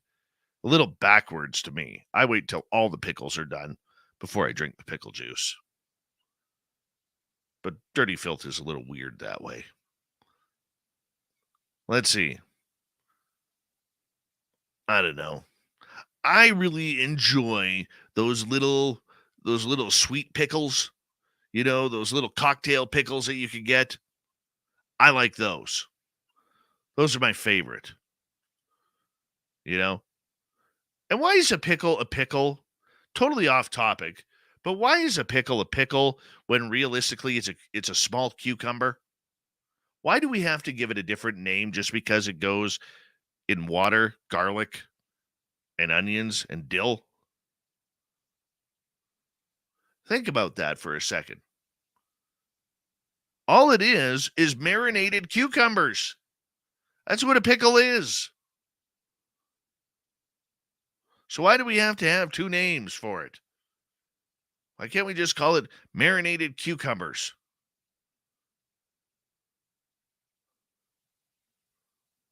Let's go to Monica. This was a question for Ross, but he's gone for the night. What is happening that is telling you that things will come very, very soon? Well, Ross has a number of sources that are very highly tied into the United States government, that are tied into other governments around the world, and, as well as people in the CIA and the alphabet agencies that are talking to him. See, the one thing about journalists like Ross is literally 90% of their job is literally talking on the phone or talking to people. All right? That's his job. The 10% is what goes on air. Now, where people get frustrated on how journalism works or is supposed to work is a lot of these people who you gain information from do not want to go on the record. They don't want to go on the record at all. Why? Because they're afraid of their jobs. They're afraid of repercussions. They're afraid of losing their pensions. They're afraid of a number of different things. Retribution, especially on the governmental military side, can be extremely detrimental to one's health and future employment. So a lot of the information that Ross gets, he can only say it anecdotally if he's been given permission to do so. That is where he gets into trouble, because people are like, come on, spill the beans. Well, he can't. It's a big game. It's a big dance being a journalist, because you don't want to give up your sources who are providing high quality information to what they are doing.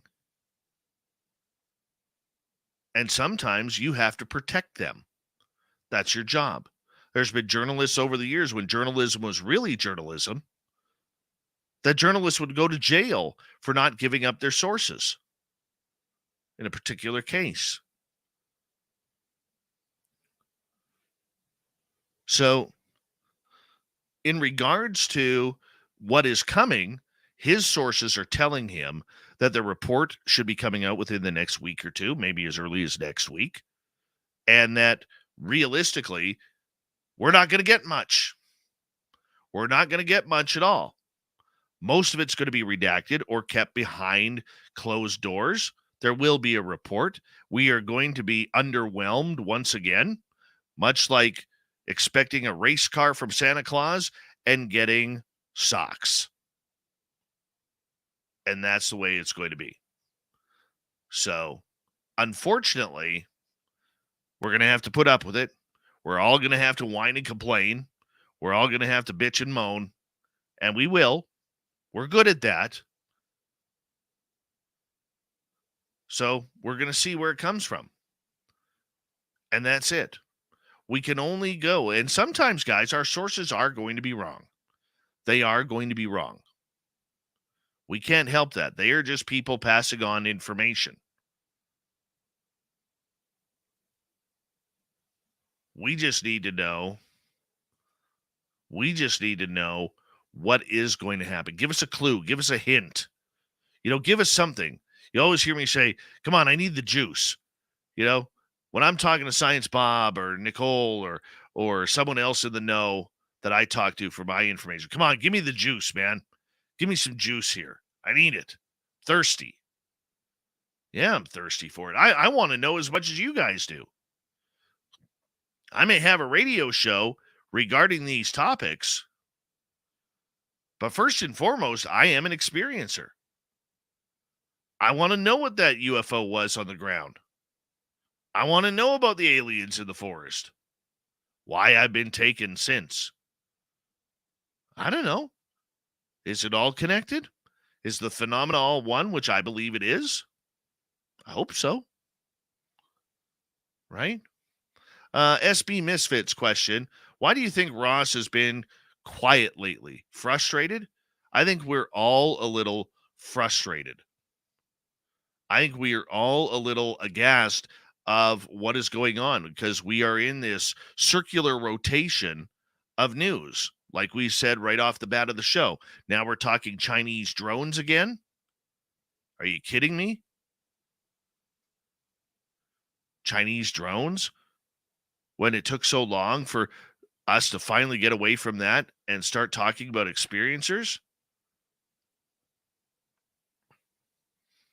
That's right.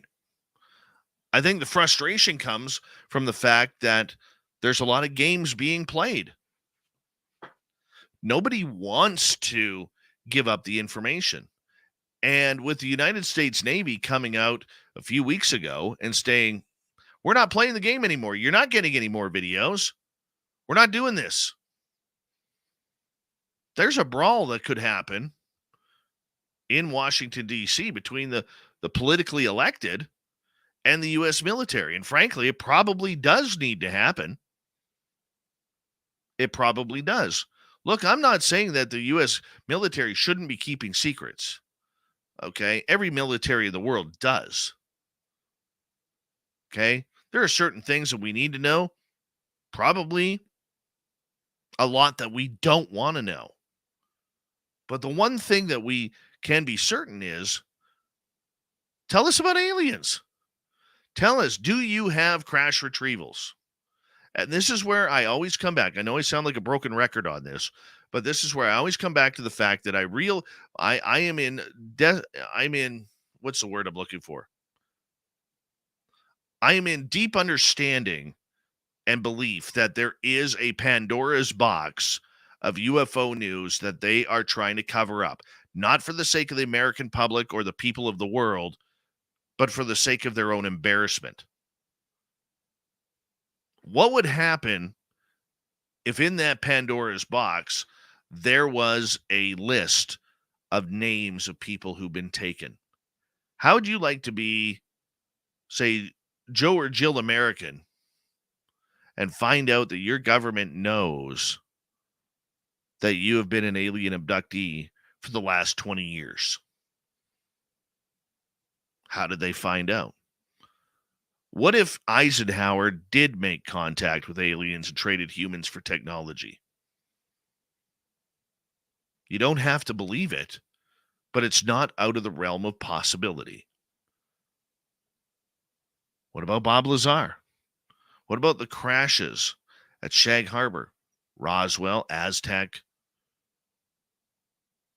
Travis Walton, Betty Andreasen and the family, Betty and Barney Hill, Calvin Parker? They are all in the game. They are all in the game in the run for better technology. Now, when I met with my source who used to work at Area 51 this past summer, when I was coming back from MUFON in Denver, the one thing that he said to me was this that I found very intriguing. They have seen strange lights over Area 51. The majority of lights that the public sees are what's being tested. And then the one part that really scared me about that entire conversation was when he said, we don't care about stealth technology anymore. We're not worried about the Russians. We're not worried about the Chinese because they are just getting into stealth technology. We're 20, 30 years ahead of that, 40 years ahead of that. We have stuff way better. What that stuff is, he wouldn't tell me. But here's what he did tell me. He goes, that technology, at least once a month on these craft, are tested over the city of Las Vegas and over the city of Los Angeles, where these, I'm going to call them stealth, but they're not stealth, fighter jets actually do simulated bombing runs on the city, above the city, while you're going from casino to casino or from movie to movie in Los Angeles, and nobody knows it's happening. You can't hear the jet. You can't see the jet. And the entire reason for that testing is to try and see how quickly the military branches react to it. So if you take Las Vegas, right at the end of the Las Vegas Strip, by a number of miles, you will run into Nellis Air Force Range, which is the biggest Air Force base in the United States, continental United States. And when their radars are not picking up these craft that are doing simulated bombing runs and missile attacks along the Las Vegas Strip at night, that's scary. Scary and very real of what's going on. Follow up from SB Misfits. Dave, whose info do you trust the most? Science Bob, Grant, Ross, Lou, Mellon? I trust Ross Coulthart. I trust Grant Cameron. I trust Science Bob when he's focused. And I love it when he's focused because he could say some pretty incredible stuff. Okay. I think with Lou Elizondo and Chris Mellon, I think you have to learn to read between the lines. It's kind of like if you're a parent and you know your child has gone through the kitchen cupboards and has flour all over them, and you look them in the face. Did you get into the flour? And they're looking at you saying, no. Well, you're covered in flour. Did you get into the flour? No. That's a conversation with Elizondo and Mellon. But what they are telling you is the story between the lines. They want you to read between the lines and find all the Easter eggs that they have dropped in the UFO community to show that this phenomena is very, very real. That's what we need. So can you trust what Mellon and Elizondo say? I think you can. But you really have to search for the answers to find out what they're truly saying before you can. Let's get to one final question here. Gordon is asking, could countries be making viruses as an outer space race warfare? Absolutely, they could. Absolutely. When in doubt, make a virus. We got enough people on this planet to test it upon.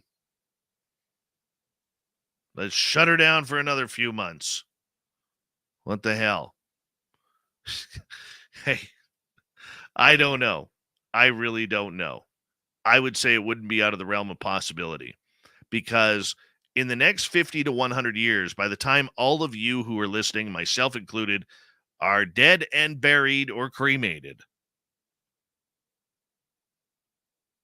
there's going to be a lot of intrigue into making money in space. Tell your children now, people, to invest in space programs, because by the time they hit our ages, they're probably going to be filthy rich if they take part in all of this that's going on. Seriously, it's a good investment.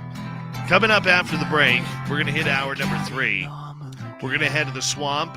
Swamp Dweller's going to be with us. Thank you for your questions in that last half hour, by the way. Then, Super Duke from World Bigfoot Radio has the Cryptid Report. It's Dave 101 night, Shirky Poo's News. Stay tuned.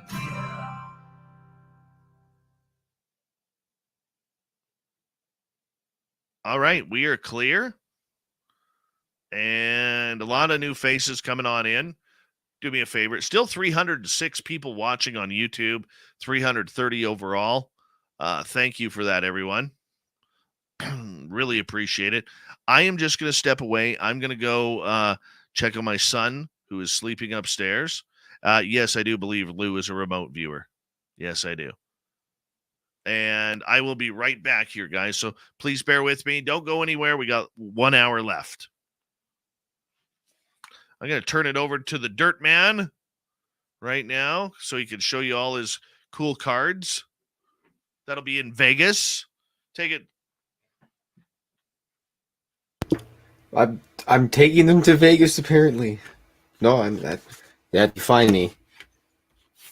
I'll give you cartoons. I got a ton of them. Keeping space in my house here. I like this one, the Mongolian death worm. Who doesn't like a Mongolian death worm? This alien collects rocks. Got a Mothman. It's like trading cards, except they have value. Because I don't know, they don't have trading cards anymore. You can't go to the store and plug a quarter into the machine and push it in and 4 cards come out. After you bought smokes for your mom and you're like 6 years old and the Coca-Cola or whatever. That's how we used to do it back in Canada back in the day. I like this one, actually. I think I'm going to keep that one. I just like the colors and the drippingness of it. Cityscape, Shoggoth, Triangle, Tic Tac. Probably if you put a Tic Tac in your mouth, your head would explode. Carl's Multipass. Always have the Multipass. Stay out of the fridge. Dave's Aquatic Nightmare. I don't like the ocean. I don't like water either. Alberta sloughs are okay. I can swim out of that kind of seaweed stuff. There's a night flight. Across the trees. Visual depiction of this group of planets somewhere. More triangles. More triangles. Yes. Oh, good gods.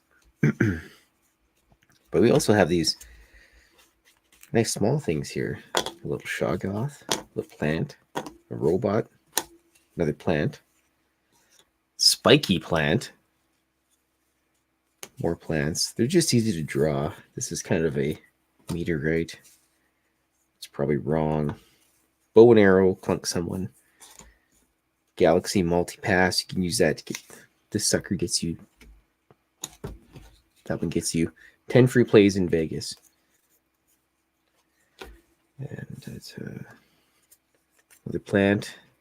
A bonk. More plants. I just whip these suckers up real quick out of the blue. Plants. Plants. More bonking. Plant with triangle, of course. More plants. Tic Tac. Look at that.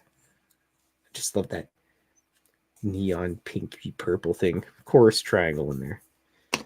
Tesla coil. Cityscape. Oop, a shank. And then more plants. More plants. Basically, I got a million plants in my house, and they spill over into my drawings. There's an obelisk. I read some Robert E. Howard stories. Whip that sucker up. And plant. Smaller version of the solar system. The ooze jar. I'm saving that if I can find a Ninja Turtle fan for sure. And then another plant.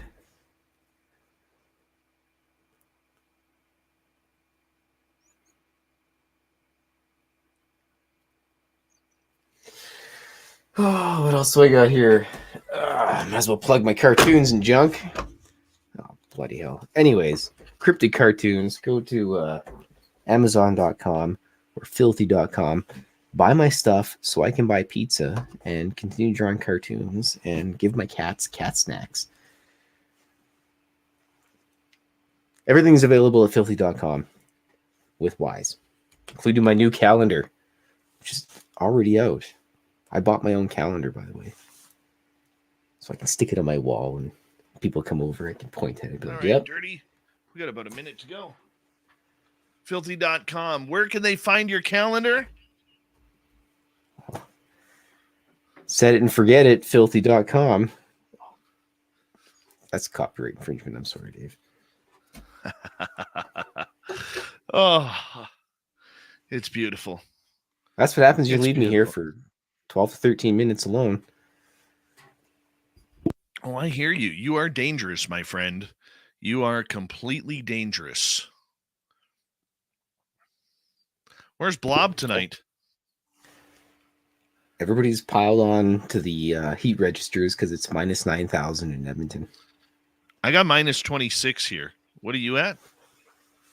I couldn't tell you. I don't know where my phone is. I lost it. It's not important anyways. What's the temperature in Edmonton? Ask Von Patrick. He knows. You're minus 23 before wind chill. That's not bad. As long as it's not windy, we're good. It's Yeah. T-shirt weather till minus 30. Yeah, pretty much. Yeah. All right, we got 10 seconds. Thank you to Human Carl, Catfish Times 2, Pam, and W. Decker. And here we go with the third hour, everyone.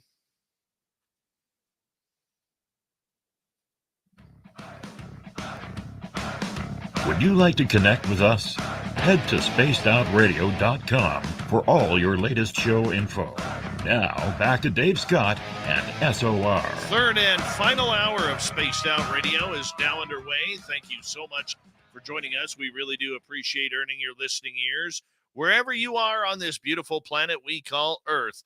Hello to everyone listening in on our terrestrial affiliates around North America, digitally on Odyssey Radio, TalkStream Live, and KPNL. All of our archives are free.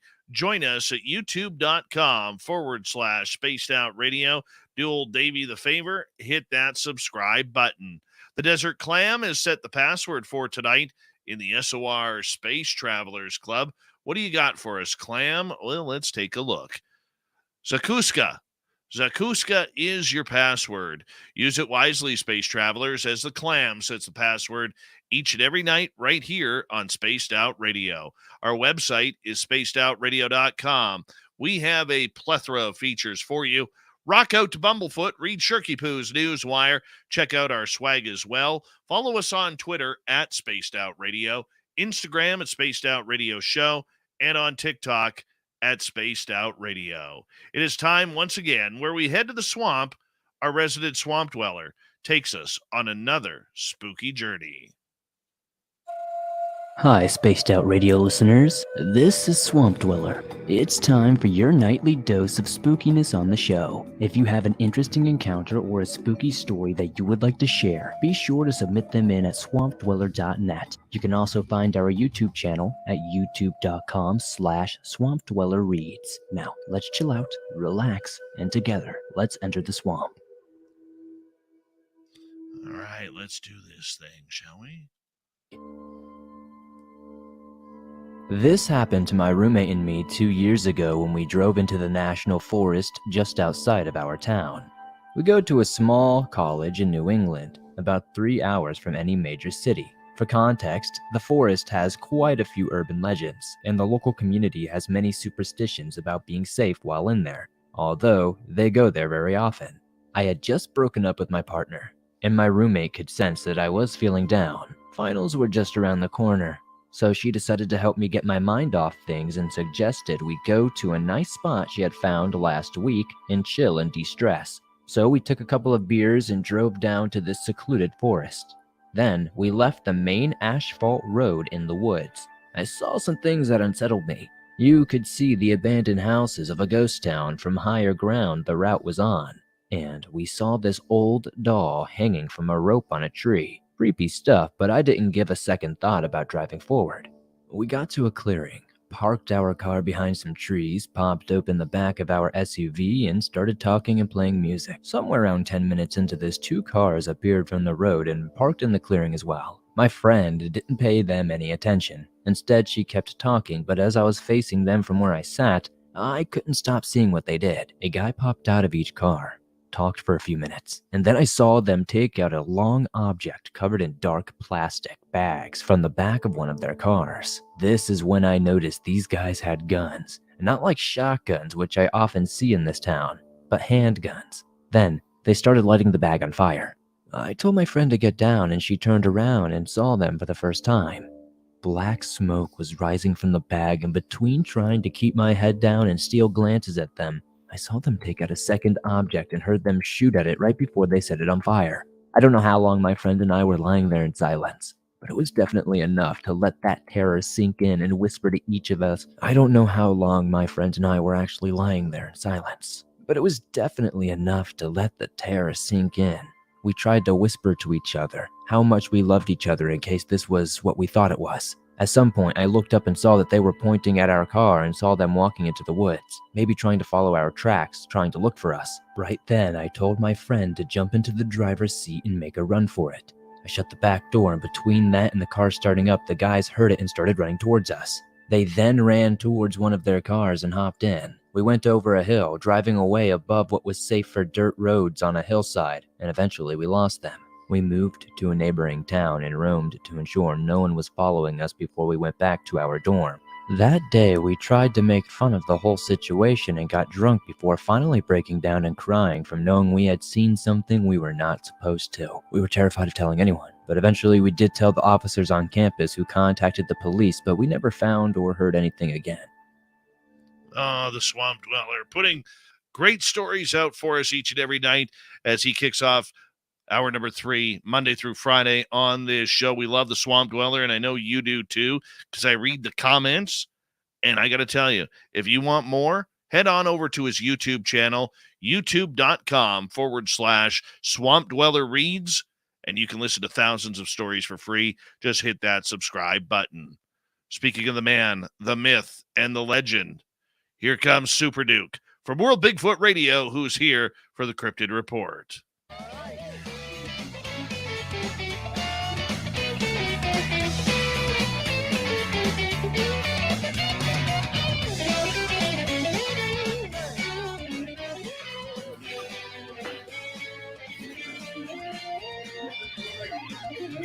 Big Bad Super Duke coming on in. Tell us another spooky stories. That's what he does around here, Duke. It's always good to have you back, my man.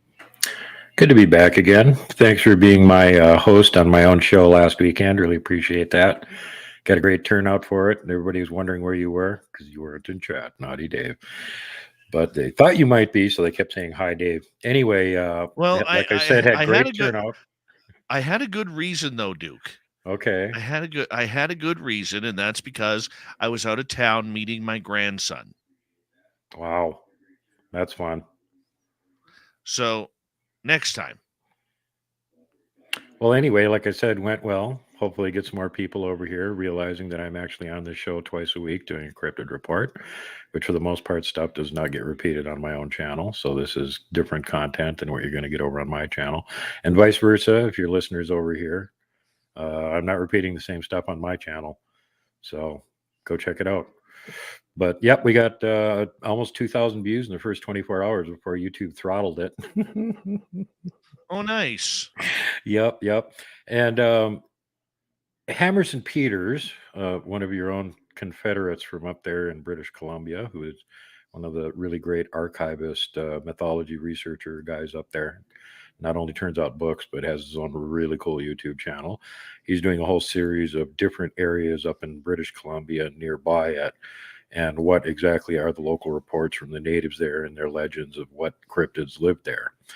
And he brought up mountain giants, and I left him a little comment saying, hey, if speaking of giants, you might want to check out this thing that I just released. And so he checked out the show that we did, and he left some comments back about that. And I said, well, now that you did, the latest one he did is on Fraser Valley sightings, and they're talking about mountain giants up there.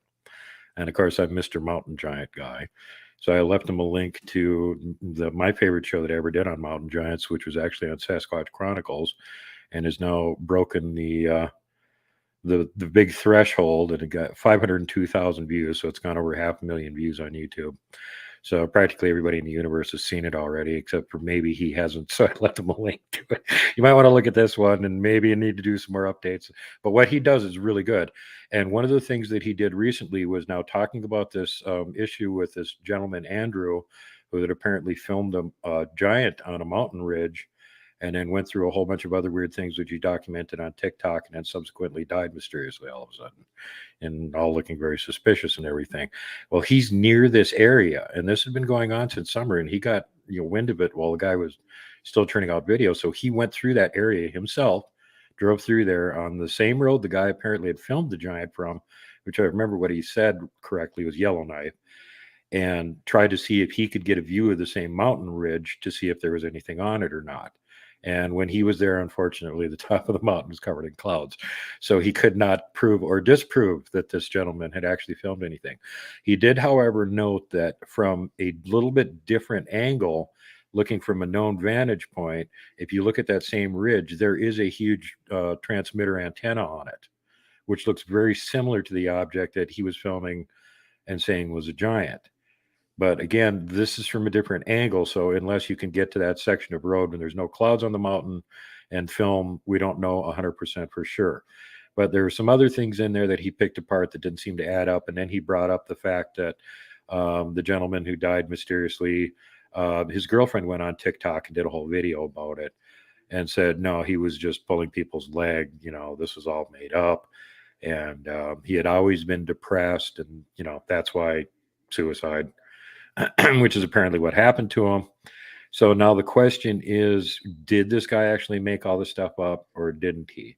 And the best way we can know is for somebody to get out on this road, like I said, apparently Yellowknife, and find the ridge on this mountain and film it and see if there's a antenna sticking up or not. And if there isn't, then maybe there was something there. But some of the other things, like he had a big structure that was supposedly up on this peak that he had filmed a couple weeks later. And that structure actually is on the peak of a nearby mountain a few miles away, which is visible from a town over there. So again, Hammerson Peters, hats off, did really great research on this, and it's leaning toward probably was fake. On the other hand, if I was the girlfriend of somebody that just got off by the deep state, I'd be on camera right away going, yeah, he was suicidal. It was all fake. So, do your own research, make what you will of that. Well, you know what? We'll soon see, because I don't think that story is much of for going away here anytime soon.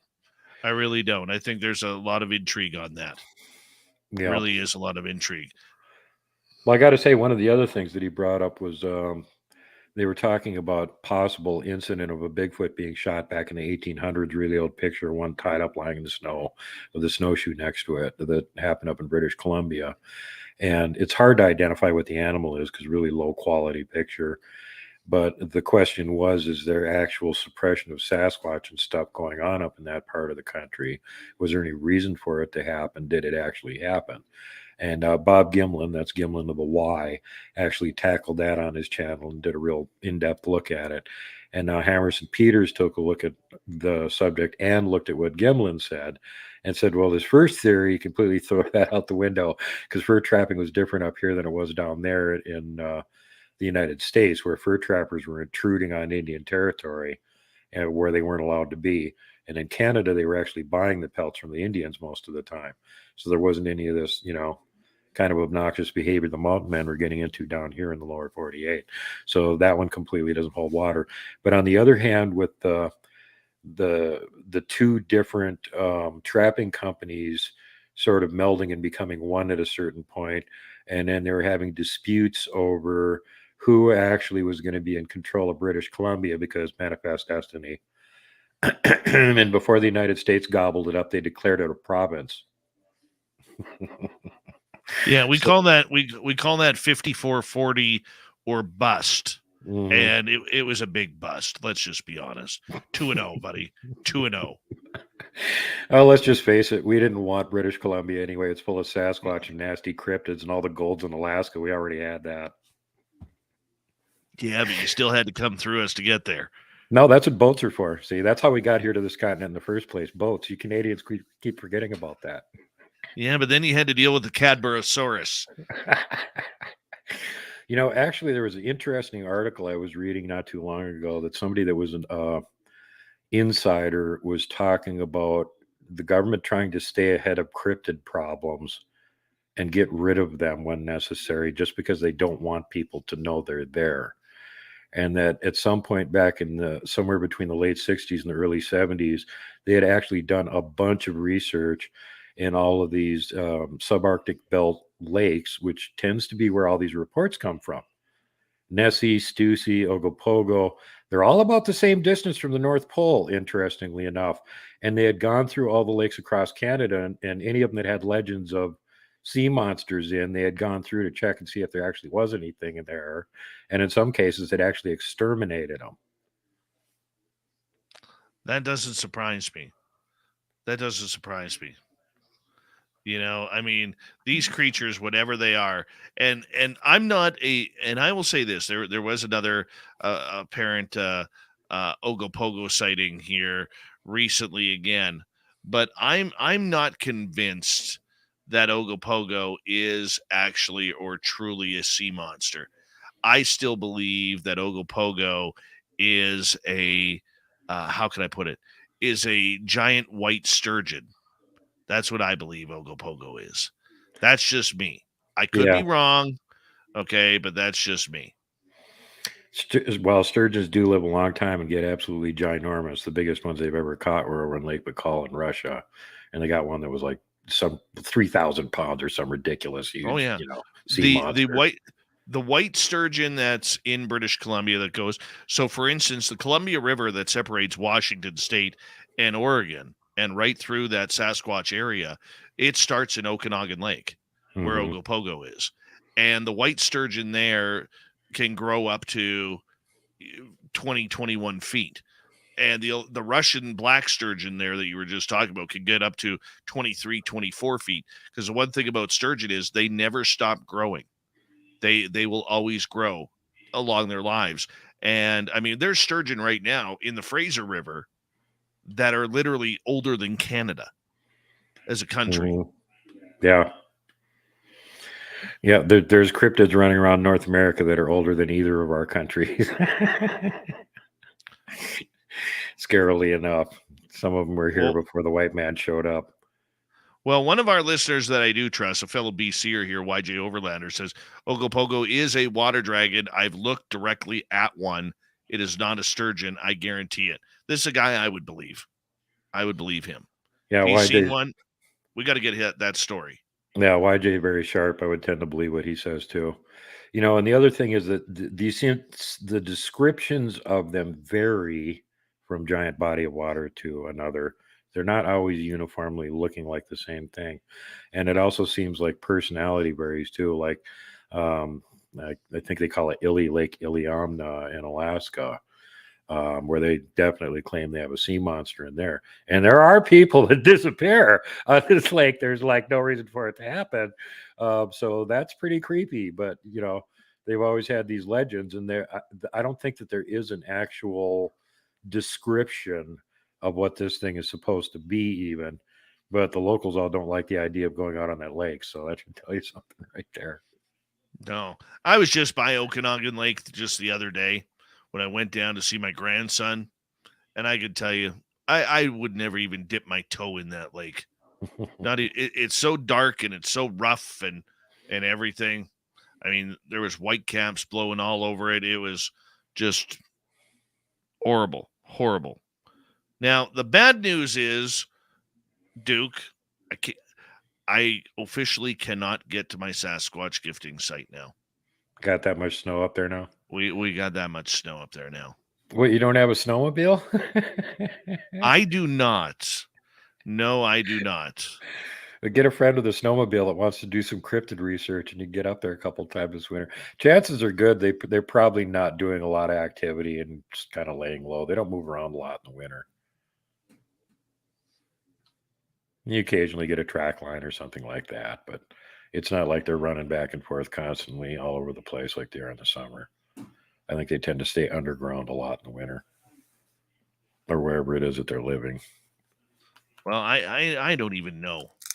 I don't even know. I'm trying to figure out if there's caves in that area because it's pretty flat zone there. I mean, I'm sure there are, but I don't know. Yeah. I've been all around that area. It does go up and down, but for actual caves, I don't know. I do know though, Duke, that there are a lot of rock quarries in that area. So there's a lot of like rock gardens or whatever you want to call them, where David Politis believes that a lot of people go missing in these rock forests. Mm-hmm. We do have a lot of those. Yeah, there's some areas in Montana like that, like the Batholith Strip that goes for like 60 miles or something. And all it is this tumble of gigantic boulders. And man, is it creepy walking through it. There could be something the size of a huge monster right on the other side of that rock, and you know it was there. And you can't walk in a straight line. It's not like the rocks were dropped in a straight line, so you can walk in a straight line. It makes it really confusing. You get, confused, disoriented, lost easily. But yeah, some of those, God, some of those areas are really, really creepy.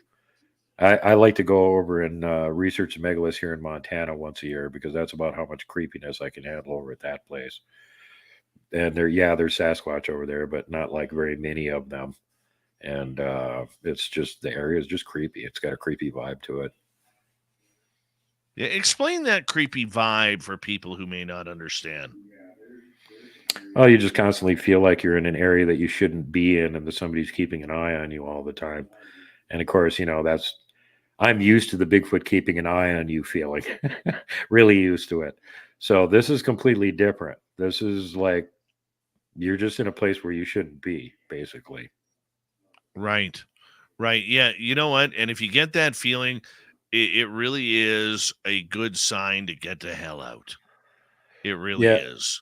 I tend to agree with that. Well, the first time we figured out where the main area was with all the, there's a cluster of about 3 megaliths that are all right next to each other. And we found that there was an actual place that you could set up a camp about 100 yards away.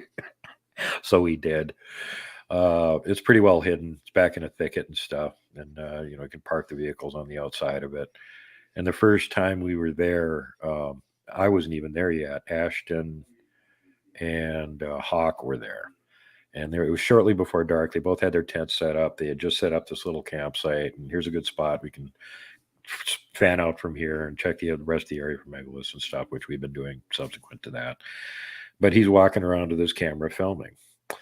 And it wasn't until probably about 2 months later, Blaine Tyler was looking at that video. And he goes, there's a huge Sasquatch standing right behind that pine tree watching you guys. And Ashton's like, what? So he takes the original video, puts it on a computer, lightens it up a little bit, takes a look at it. Yeah, there's a gigantic Sasquatch standing right back there watching you guys. Right at the edge of there's like a little thicket, and the brush is about 6 feet high. And then 50 feet back from that, there's the tree line. There's a big pine tree. Right there, there's one standing right behind it watching them. So that creeped him out a little bit. And I went, well, I know you found where the megaliths are, but apparently there's also Sasquatch hanging around there. So now we got another issue. We got to make sure they're okay with us being there to go look for megaliths, Oh, definitely. We got under a minute to go with you tonight, Duke. It's an abbreviated version of the Cryptid Report. And I always appreciate when you come on with us, buddy, because it's always so much fun and to be able to collaborate with your channel, World Bigfoot Radio and Spaced Out Radio. It's just something that works for both of us. And I really appreciate it each and every time you come on, my man. We both got, let's face it, we both got 2 totally awesome channels here. And so whenever Dave's going to jump into the ring, you can bet I'm going to be standing right outside being his manager, yelling to him to do the flying elbow, clothesline, and then distracting the referee and throwing a steel chair in for him. That's my job. I love it. I love it. Anytime we get to wrap a steel chair on anybody who works for NASA, we're good with it. We're good with it. You know? Hey, look out for that alien on your yard. Quick, take the steel chair. Absolutely. All right, my friend, we're going to say goodnight to you at World Bigfoot Radio on YouTube and BitChute and Rumble. Super Duke from World Bigfoot Radio. He'll be back next week. Coming up next, it is the Dave 101 at Shirky Poo's News. I'm upset. People charging money for no reason in the UFO world. It's garbage. We'll get to it next. Spaced Out Radio. Super Duke. Super Duke. Super Dave. Everybody really enjoyed that you made another appearance on my show, even if it was just because I lifted your show and made a show out of it. Hey, I'm gonna copyright strike you for that. Go ahead. Get off my channel. Yeah, actually, Kolchak the Night Stalker already copyright struck me because I showed part of one of the episodes on there, but my channel's not monetized, so that accomplishes nothing. Yeah, I can get away with doing stuff that our monetized channels can't do because they'll get in trouble, and I don't care. I'm not getting paid either way. I'll put it up. Oh, I hear you, man. I hear you. Yeah, Spanish Moss Mysteries. I showed the intro where he was describing what was going on. Then I showed the epic part where he fought the monster, and then I showed the outro where he was finishing his little dialogue on what was going on.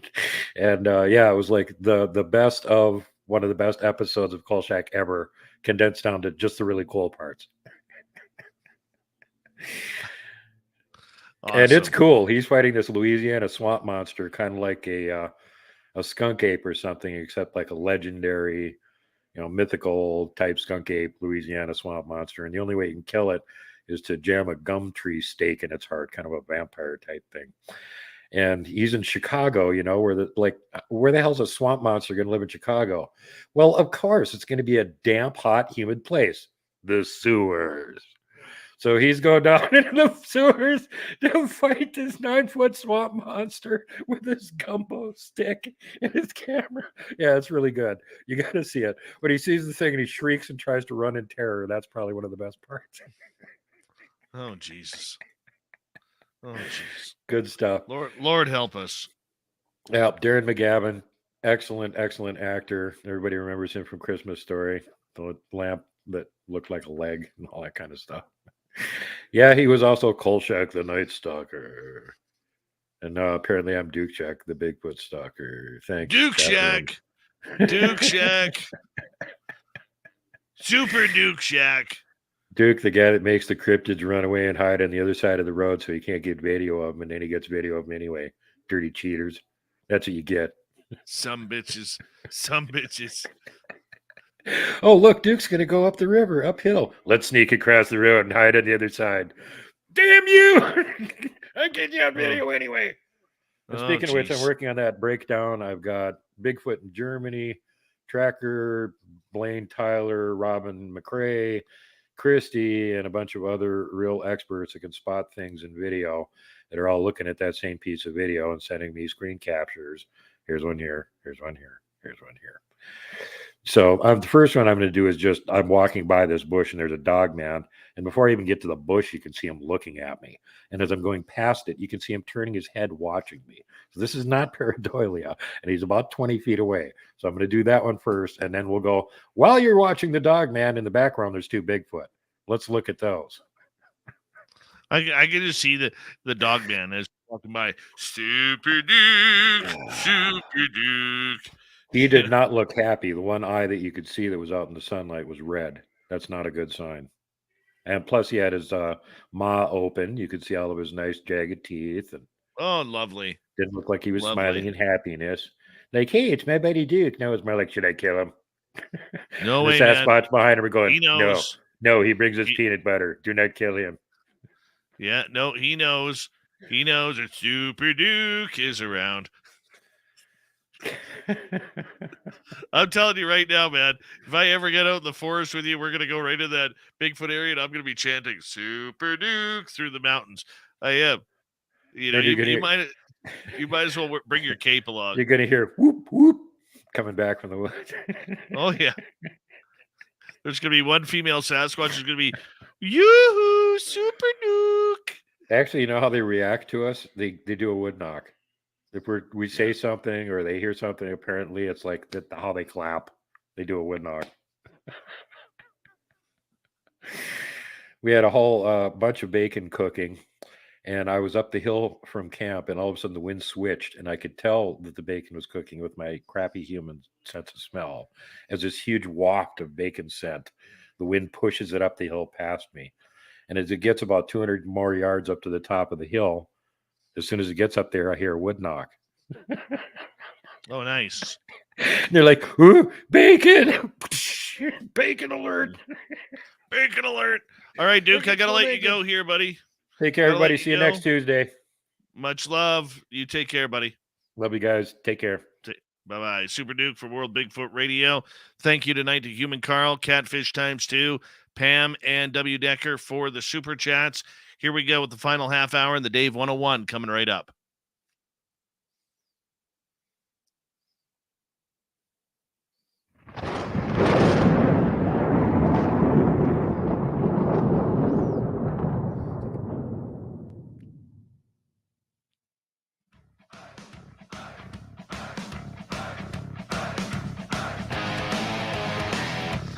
We've rounded third. We're heading for home tonight on Spaced Out Radio. Good to have you with us. My name is Dave Scott. Very much appreciate earning your listening ears. Want to remind you that if you missed most of this show or others, check out our free archives by going to youtube.com/Spaced Out Radio. Do old Davey the favor. Hit that subscribe button. Our website is spacedoutradio.com. We have a plethora of features for you, including rocking out to Bumblefoot, reading Shirky Poo's Newswire. Check out our swag as well. Follow us on Twitter at Spaced Out Radio, Instagram at Spaced Out Radio Show, and on TikTok at Spaced Out Radio. It is that time of the night where I drop my gloves. I put on a little scowl on my face, and I say, get off my lawn. It's the Dave 101.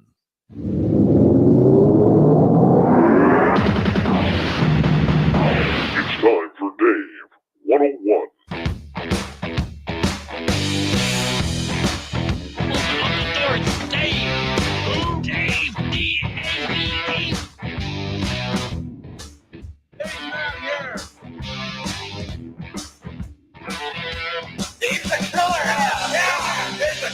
It's a mess. Dave is a little bit of a mess tonight, and let me tell you why. You know, earlier this week, we were able to find out that one of the more popular research groups out there, called UAPX, has decided that they want to start charging podcasters $600 just for the opportunity to interview them. So I got into it with their agent. His name is irrelevant, just like the cause, in regards to this on Twitter. And, you know, I've spent almost 20 years in media.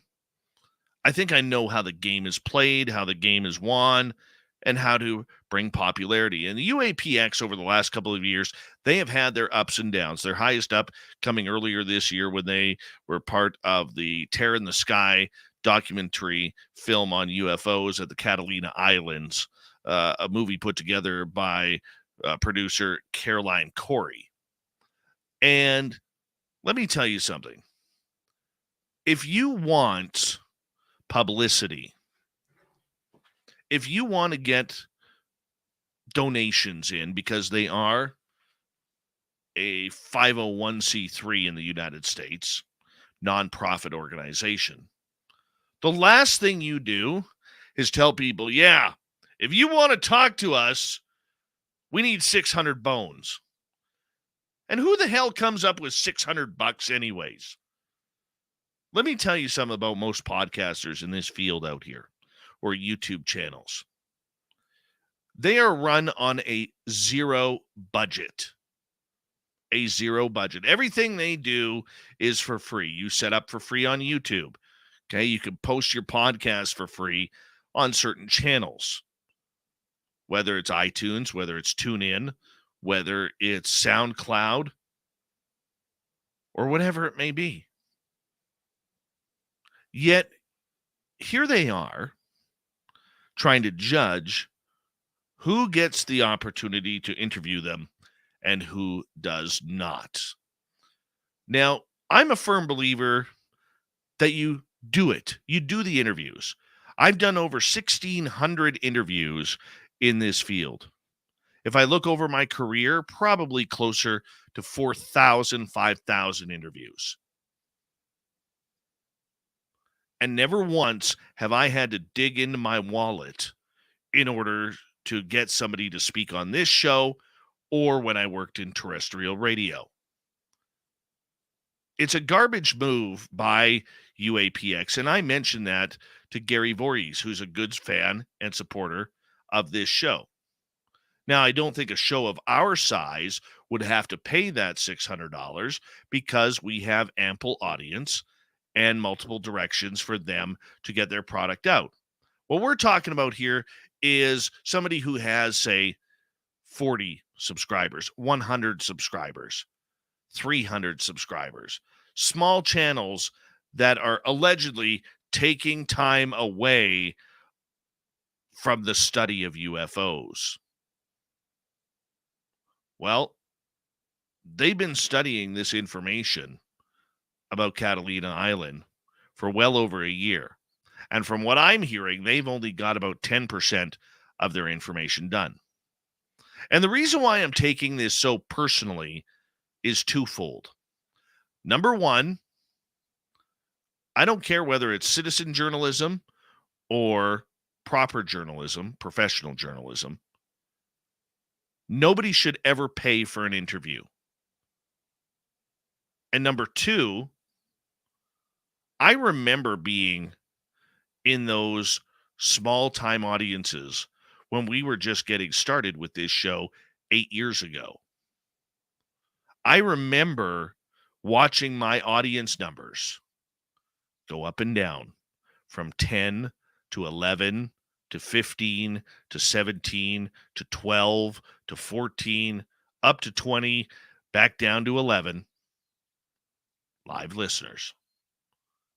And it was discouraging, but I kept up hope because I believed in the message that was out there, much like a lot of other people do as well.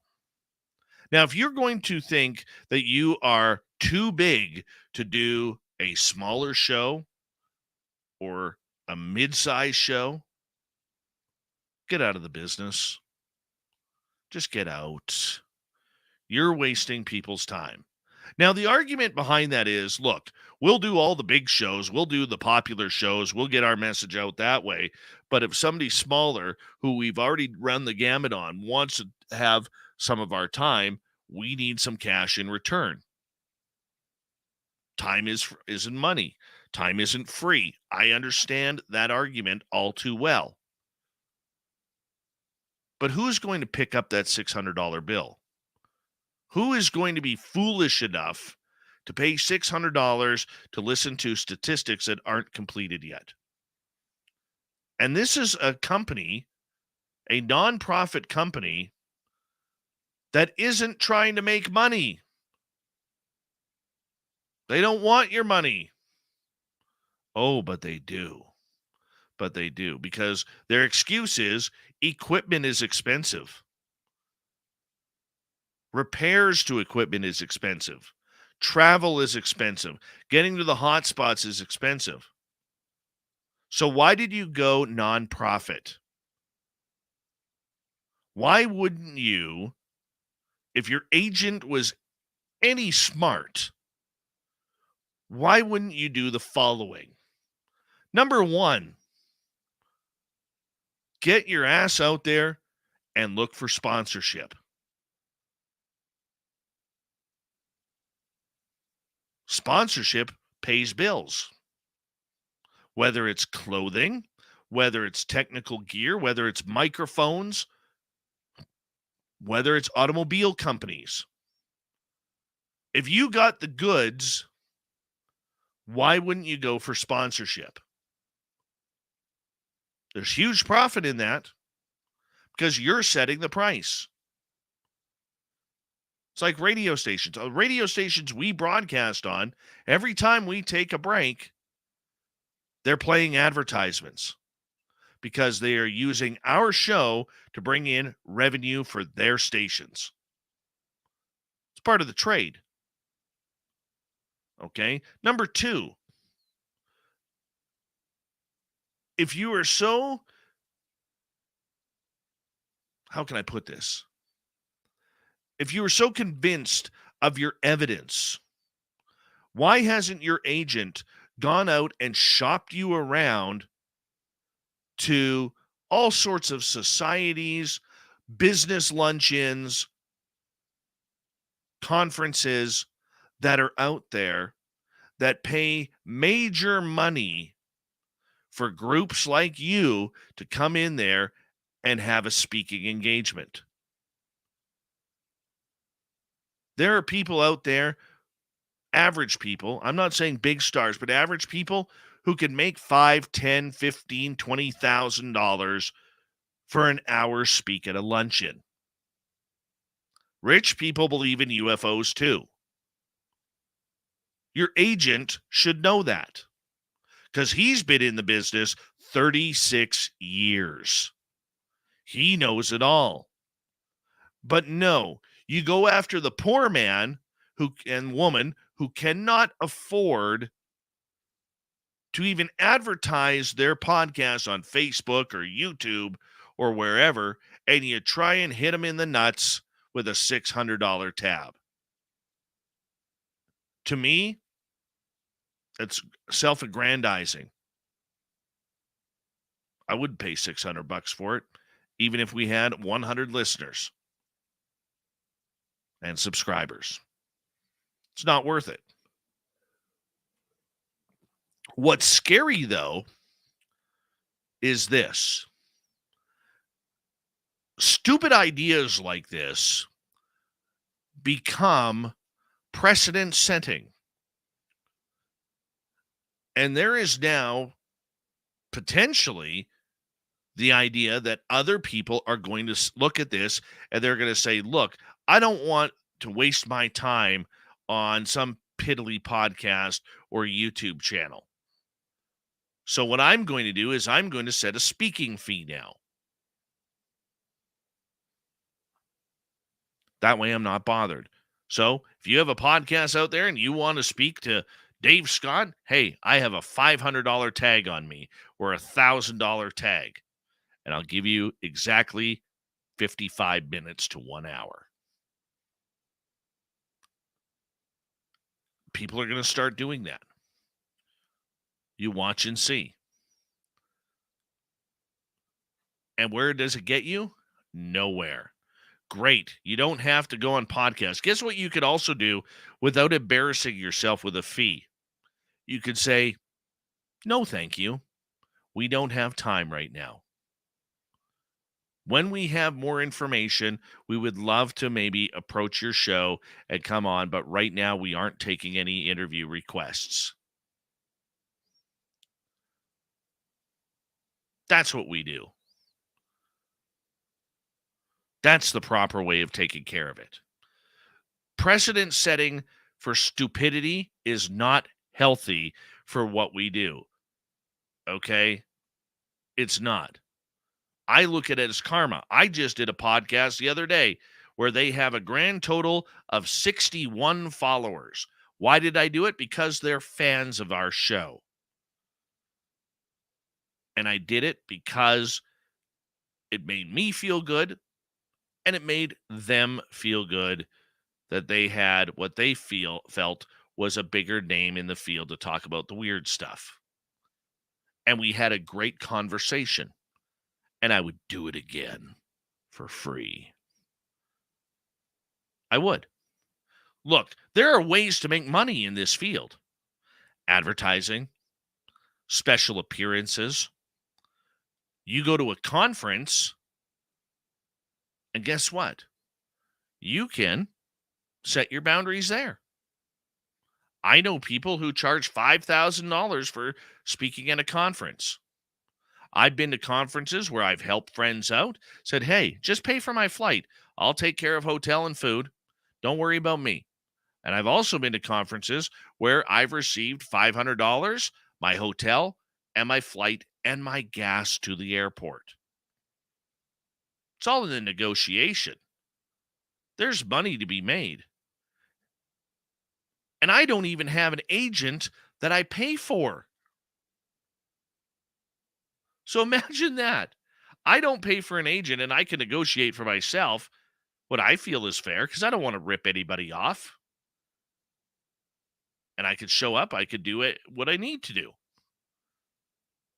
Yet these guys think that they're worth $600 an interview. Their time is worth $600 an hour. And the precedent that they are setting, because there will always be the followers out there who say, hey, if they're doing it, we're going to do it too. It sets a very bad precedent for the entire UFO community. Because if nobody is talking about this, how are we supposed to get the information out? In the end, UAPX, their job is to get the information out. It has nothing to do with anything else. That's their goal. That's their mantra on their website. Not ripping people off for $600 an interview. I don't like it. Stay away from it. And if you're a podcaster out there that's fledgling and just getting started, never, ever pay for an interview. You will never have to, because there's better people out there who have your interests at heart. And that is your Dave 101.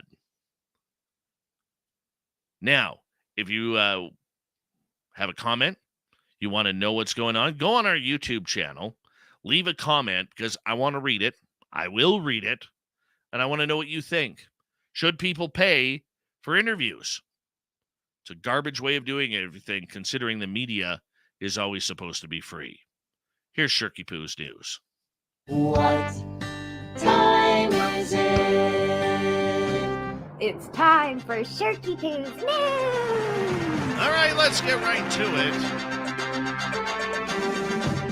A garbage man who gained notoriety and went viral for kicking the head off a snowman last year has revealed he has now struggled to find a job since then. Callum Woodhouse went viral in January of 2021, where CCTV footage showed him kicking 3-year-old Joseph Taylor's snowman while emptying out his family's trash. Woodhouse ended up getting sacked for the stunt, deservedly so, but was confused that it cost him his job, as the snowman built by a 3-year-old doesn't have feelings. The bin man refused to apologize for destroying the snowman, saying he doesn't understand why it has come to this, as it would have melted away, and offered to build the child a new one as a replacement. The television footage of the incident went viral when a pair of garbage men in Leeds even building a little snowman of their own before knocking it over in tribute. Now, almost 2 years since this incident, Callum has said that getting fired did mess him over big time, and that he hasn't had a full-time job since then. The former garbage man says he got done over with his sacking, as he put more than I should have done into that job, claiming that in his time as a garbage man, not once did he let the company down. Well, how about this? You knocked over a kid's snowman. How about the humanity? Why don't you take responsibility for what you did, you moron? Okay? There was no need for it. You just wanted to be an a-hole, and apparently you haven't learned the lesson. So good luck in finding a job. I have no sympathy. None. Yeah, we don't mean to alarm you, but it looks like the two teams a time traveler predicted would play in the World Cup final have qualified for the next round. Up here in Canada, many of us are cheering that we got knocked out because now we don't have to hear about it for another 4 years. Yeah, well, anyways, could this prophecy come true? In case you missed it, the self-proclaimed time traveler who shared alleged footage from the soccer tournament 3 weeks into the future, he literally put it out there as in the clips that were shown on social media. You can find him on TikTok. Reckon that France will be facing off against Brazil in the grand finale. They also reckon Brazil will win the title, showing soccer and fans from the South American country celebrating the massive win. Alongside the footage, they wrote Brazil just beat France in the 2022 World Cup final. Now, there's been a plethora of so-called time jumpers hitting TikTok of late, and for the most part, none of their predictions have come true. But the same can't be said for this person, whoever it may be. According to their account at World Cup Time Traveler, they appeared to have accurately envisioned Italy's final score in the delayed Euro 2020 match last year. Yeah, that same goes for England's 4-0 victory against Ukraine in the soccer competition. Well, we'll see how that one plays out. And who's my picks for going in? Don't have any. Don't care. A beauty pageant contestant in Mexico is lucky to be alive. Andrea Granados was electrocuted while on stage competing in the Miss Sueo 2022 contestant pageant in Michoacan. I'm probably butchering those names. I apologize. I'm way too Canadian for Mexico. The 22-year-old was barefoot and wearing a traditional outfit covered in colorful feathers when she walked up to the microphone stand.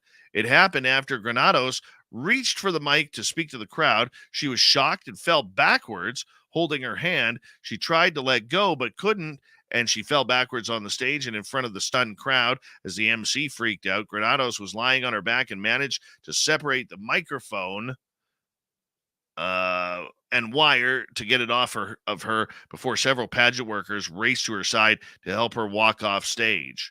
She might want to wear shoes next time. All right, and finally, some families in the U.S. are taking to social media to share their dislike for Santa Claus. Yeah, Sierra McKenzie, who has 3 kids aged 3 weeks to 3 years, went on TikTok to exclaim why she's against jolly old St. Nick, telling kids that Santa Claus is really a lie. And I don't believe in building up my kids on a lie, she says. Your kids can still enjoy the magic of Christmas without believing in Santa, she said, adding that presents under the tree will be marked from mom and dad. Mackenzie said she doesn't tell her kids Santa sees you when you're sleeping or any of that. No, she's a real Grinch to her own children. The magic of Christmas shouldn't be built up on Santa, Mackenzie told to the Post. It's about the gift of giving to one another. I don't even have words for that.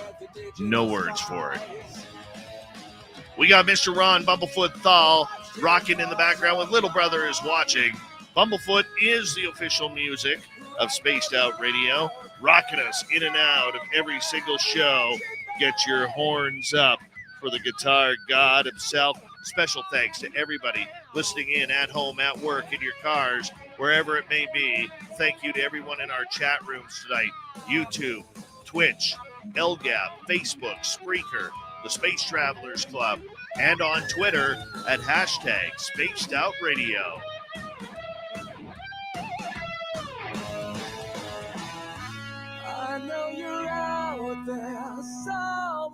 Remember, this show is copyright by Spaced Out Radio and SOR Media Ventures Limited.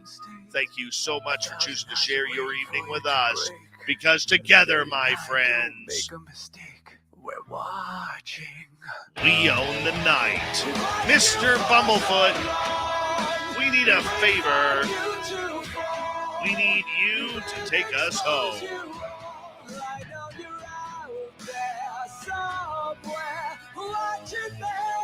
Yes, the Woo train has docked for the night.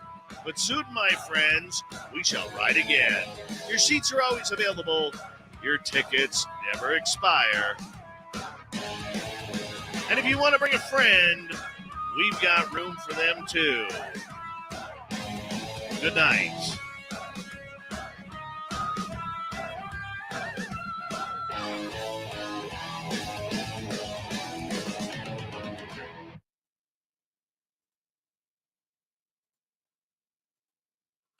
Oh, $600 freaking dollars. Geez, should I go buy Christmas presents or should I pay for 55 minutes for UAPX? If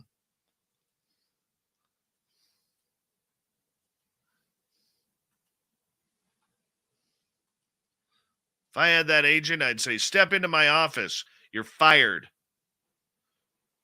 Apparently, from what I hear, that was a unanimous decision by the board of UAPX. Unanimous.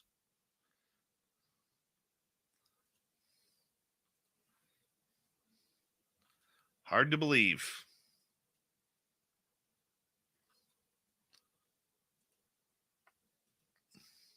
Hey, G, thank you so much for that super chat, my man. Really do appreciate the love, brother. Really do appreciate the love. Thank you so much. And thank you to Human Carl, Deb, Catfish ×2, Pam, and W. Decker. Very much appreciate it. Oh, man. That story really does piss me off. It really does. Between that and NASA, it just drives me nuts. Drives me nuts. By the way, G, really liking how the beard is growing on you. Really liking that. Got a little bit of salt and pepper hen in this area here. It's very nice. Very nice.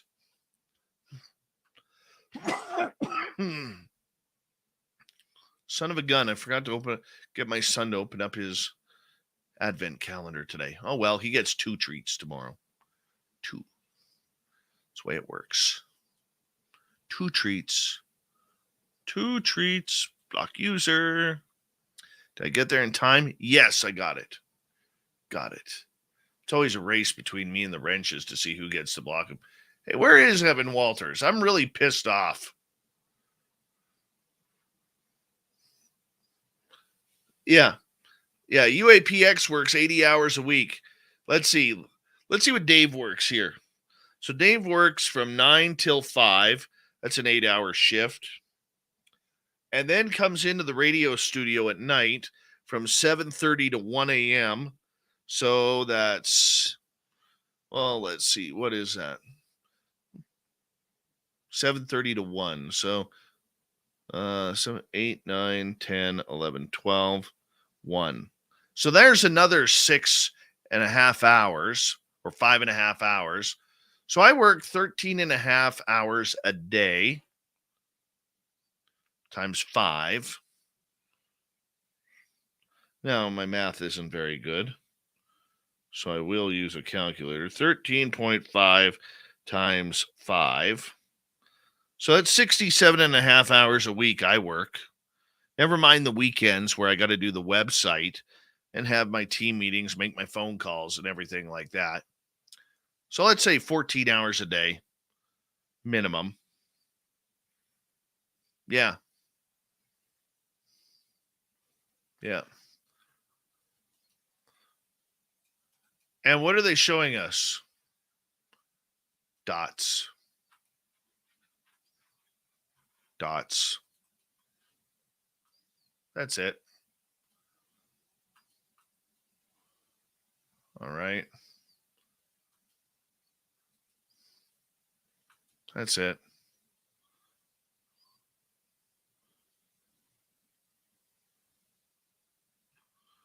Very true, Michael Morris. It's not work if you enjoy what you're doing. So what I figure what I'm going to start doing is I'm going to start charging all of you guys 600 in our audience. We topped out at like 320 people tonight live on YouTube. So what we're going to do is we're going to charge you all $600 to view this show. All right? $600. That's what we're going to do.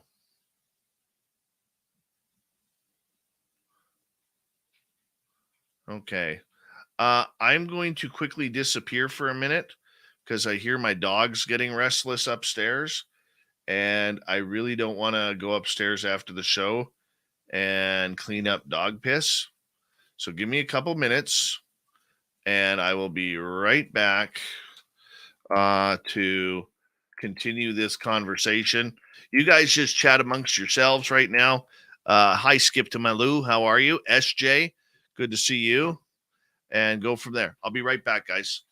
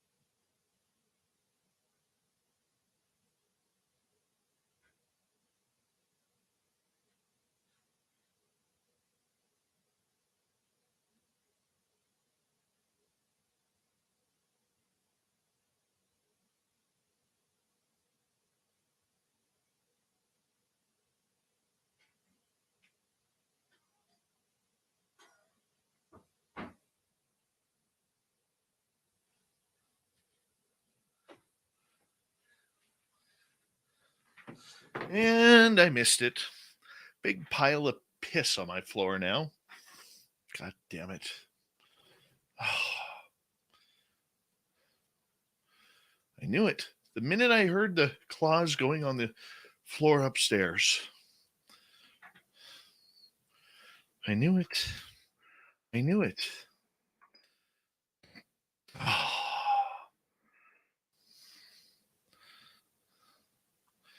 Yeah.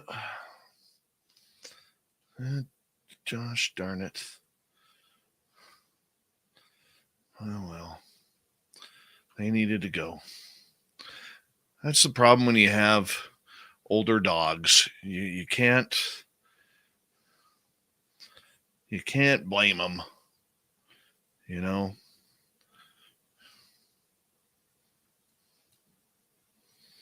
They gotta go. They gotta go. The problem is, it's like a freaking lake you gotta clean up after.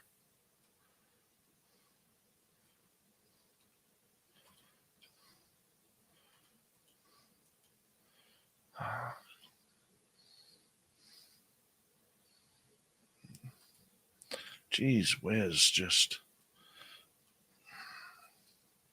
Oh well.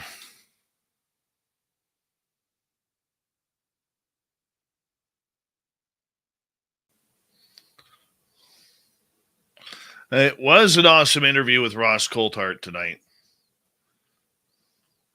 Was an awesome interview.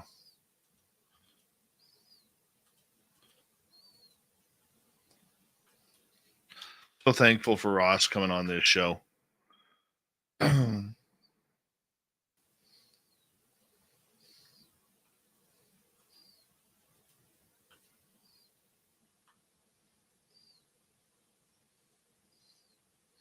Number 3.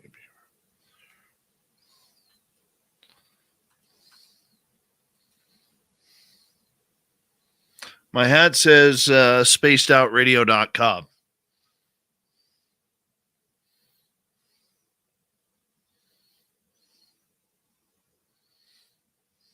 These actually we gave away as part of the swag bags for our Vegas party this past April when we had our first annual SOR Vegas party. And it's actually kind of cool because we got a lot of good feedback from them.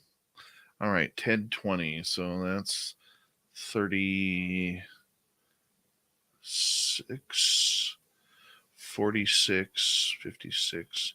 How about 1020? So that would be 26. Should be around 26, 24, 22. Should be around here. I think they would have been buried. I really do think they would have been buried. You know, it's funny. I was just laughing to myself as I was hearing you say that you yourself have had your own personal encounter with a UFO. Because probably, I don't know, 5 years ago, I would have thought you were a complete crazy person, Dave. You know, I would have laughed at you and just gone, "This is just such complete bullshit." You know, this guy is a lunatic. And the shit, this guy such complete bullshit. This guy shit.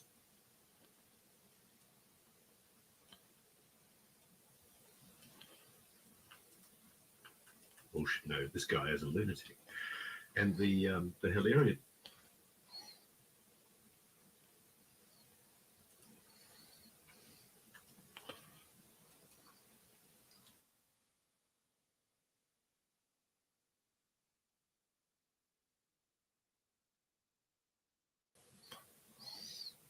Yeah, I love Taco Bell too.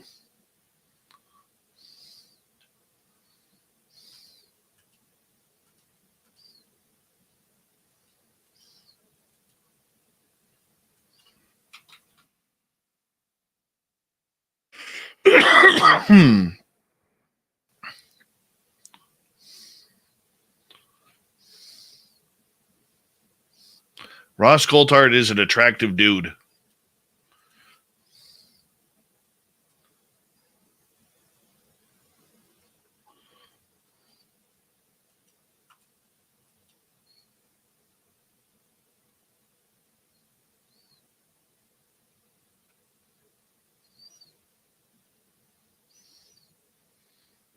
Who do we have tomorrow night? Oh, it's our Keith Andrews tomorrow night. Oh, yeah, we got some serious woo tomorrow night, people. Serious woo tomorrow night with our Keith Andrews and the ET Connection.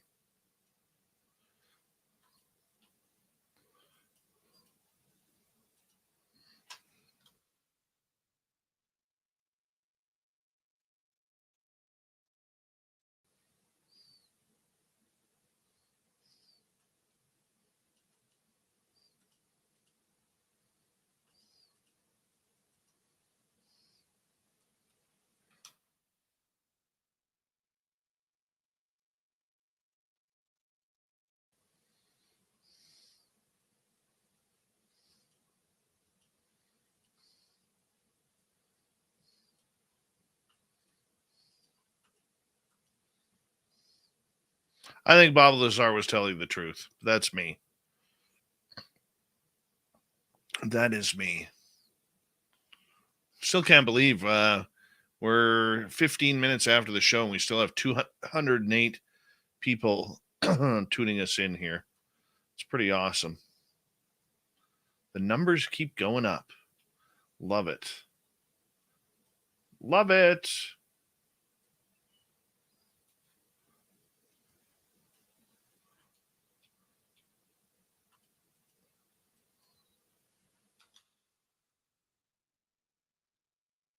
That's number 5. Cancel that. That's number 5.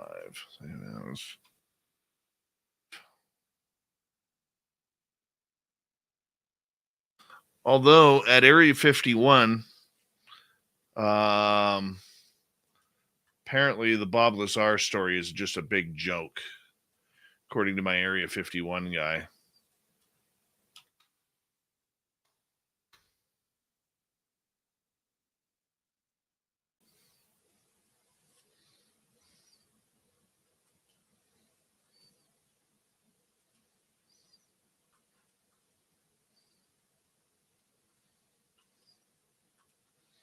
Did I do that? Yeah, I did.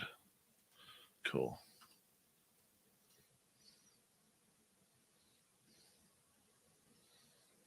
See, what you have to remember too is, though, Bob wasn't there a long time. Like, he only worked at Area 51 for like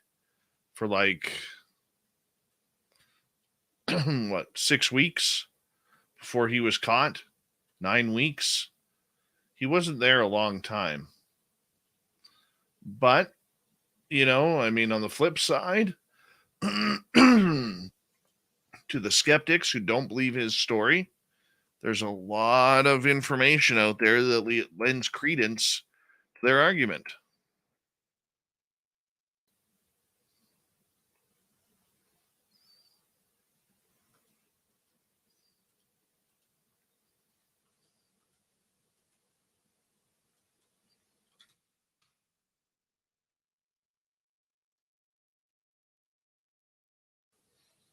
Oh, Grandizer. I can't get to talk about. Hey, Grandizer, I did talk to Len Novin, the station owner for the Bull and the Rattler. And he did state that next year we may do something down there for the listeners where I might come down there and hang out and have a night of talking about Woo live. Tank Burns, Dave, that entity you saw in the woods, did it try and communicate with you? If it did, what did it say? Did you have any missing time? It did not communicate with me.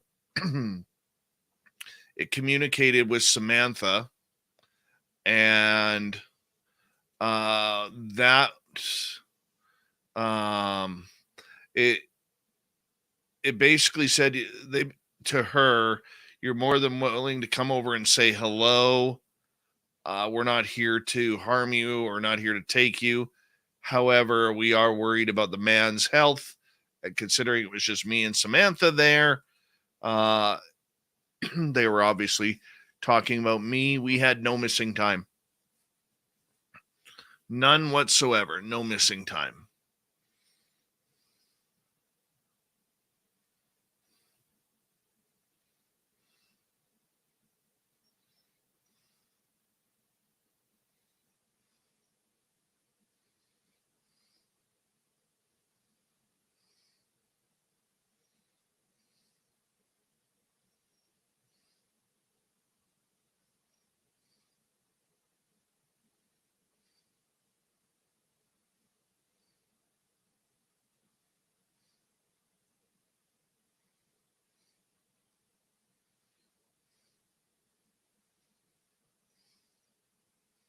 How's my health?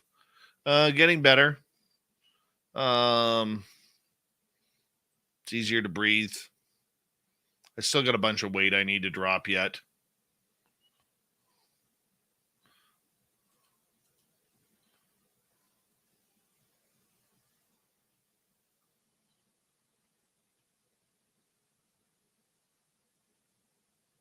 YJ well said, when you see something, you don't have to just believe anymore because you know.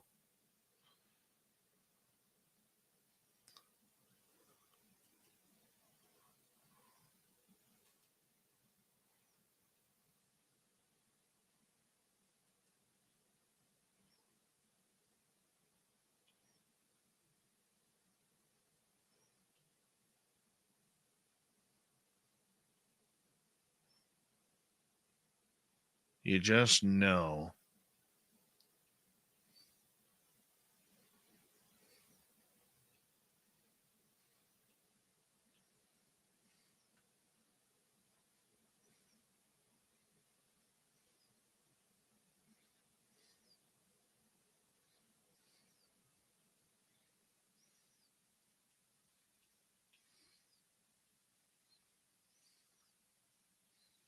Hey, Bombshell Bomber. How are you?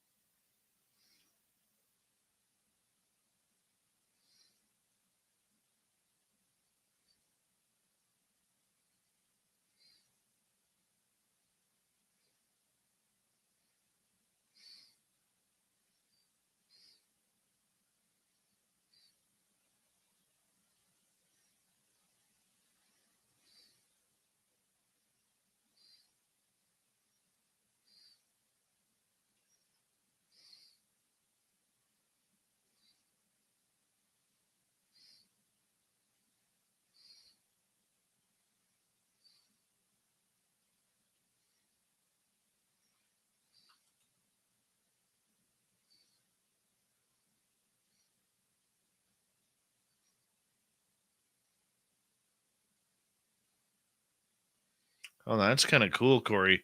Says, my mother has a picture, have me a picture I drew when I was 5, and I drew UFOs in the sky. That's awfully weird.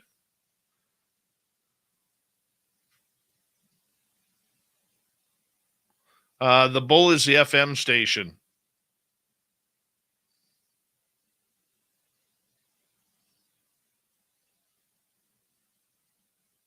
Oh, a lot don't know what the Rattler is.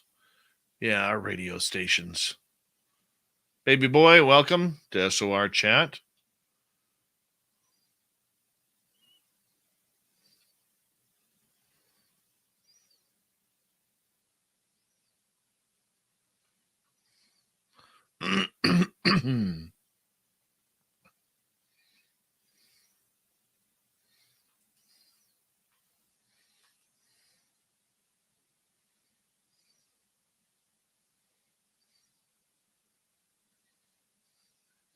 All right, let's go here.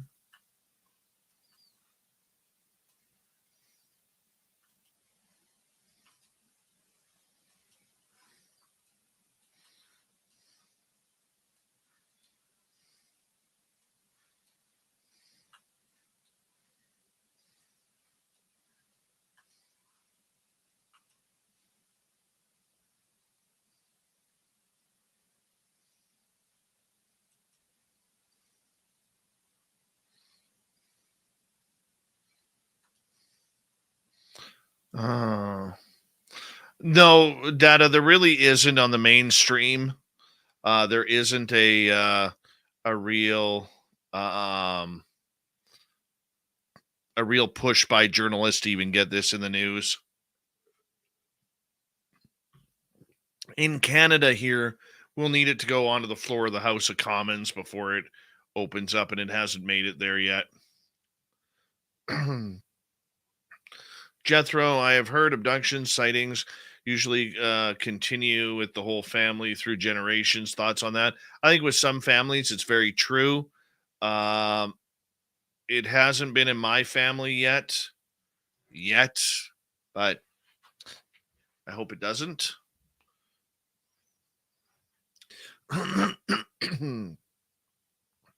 Steam Train Mark, I am alive later on today. How come I'm not on KGRA? Number one, they've never asked me. Number two, they've never asked me. Number three, they've never asked me. So it's pretty big reason right there. Right now, I'm not interested in really adding any more digital channels right now. So, I mean, we have Odyssey, we have KPNL, we're on TalkStream Live. That's pretty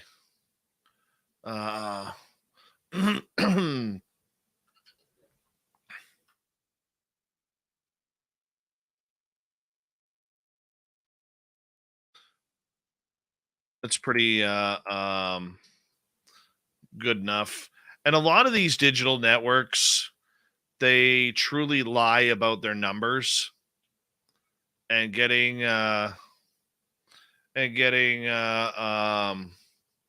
numbers that are accurate from these digital networks is really hard. So, I mean, I remember, well, like I said, there's one station out there that tells the guests that they get 1 million people a night, and that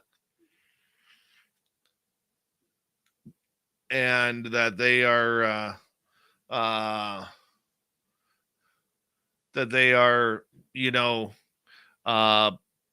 pushing on all terrestrial radio stations across North America. And the reality is they don't have any terrestrial radio stations. They don't get 1 million listeners a night. They have maybe, I can tell you right now.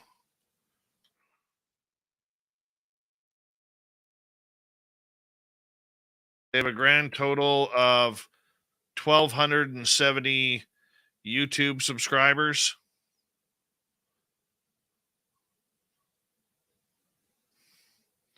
Right? Let's see what they have on Twitter. Hold on. Twitter.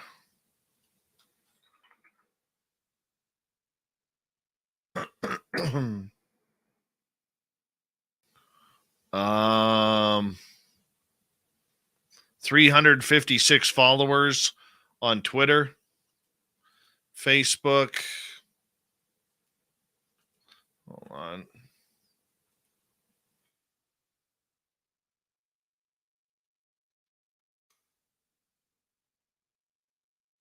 Facebook, they have 542 followers.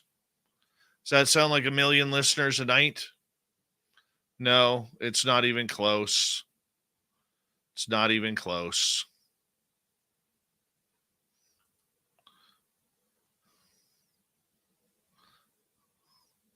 That's the kind of shit I hate about this industry, is people pulling that.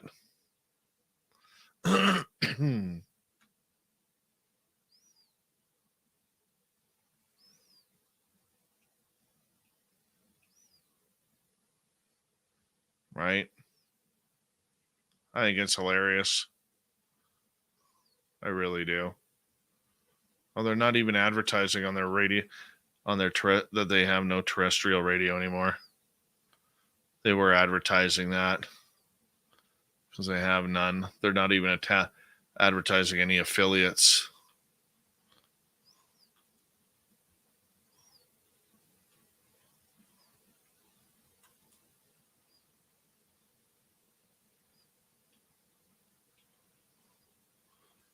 At least they stopped the bullshitting there.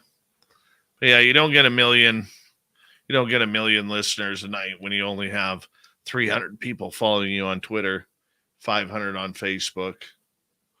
I think that's funny. I do. That's just me, though.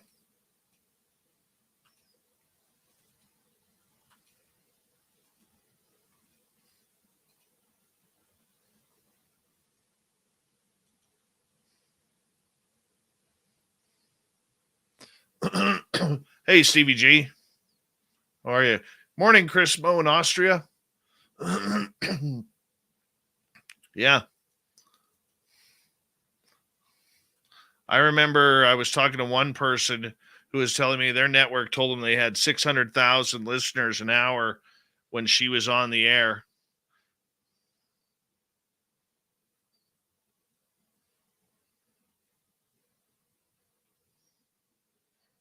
You go look at their social media, they had like less than 1,000 subscribers on their YouTube channel.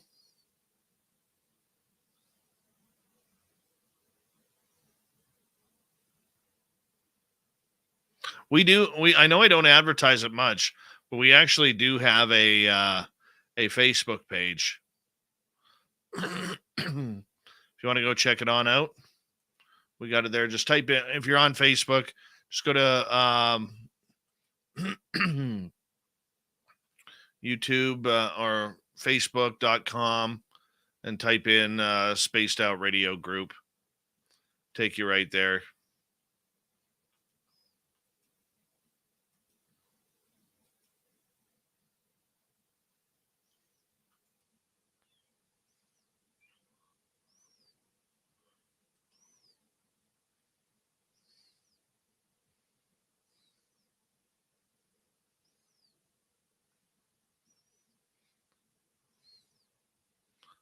Thank you, Stevie J. I appreciate that. My little guy. Did I get any pictures of him today?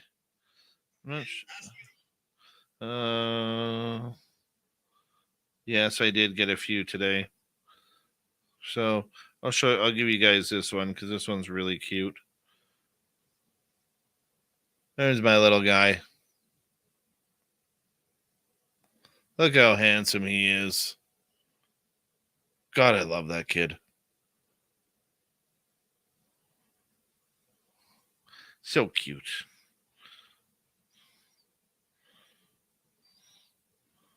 And that one too.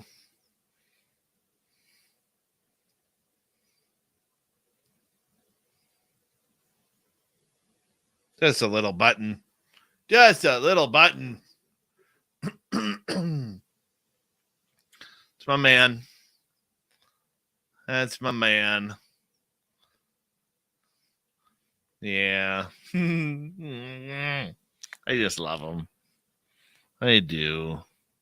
Just freaking love him. He's so cute.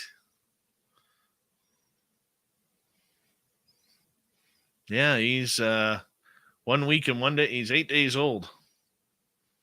8 days old already. Hard to believe. All right, we are updated. All right, guys. Well, I got to go finish up cleaning up a mess. I want to say a big thank you tonight to Goof On, Deb, Carl, Catfish ×2, Pam, and W. Decker for the amazing super chats. Very much appreciate it. Much love to all of you for tuning us on in, especially everybody who hit subscribe tonight. Let's see. Where did we end the night? God, I just want to see 20,000 subscribers before the end of the year. We're at 19,624. So we need 376 more people to hit subscribe. You guys can help with that by sharing our channel. Tomorrow night, R. Keith Andrews, the ET Connection. We'll see you all then. Take care, everyone. Love you.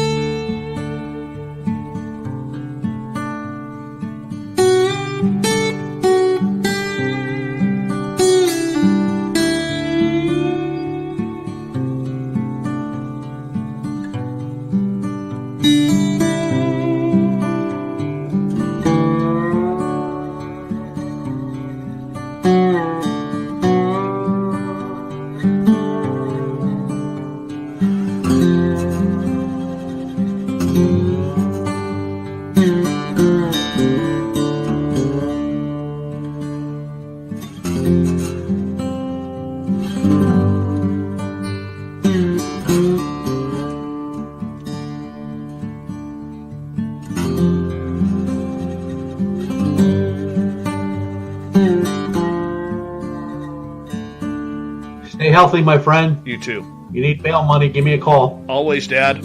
Take care. You too.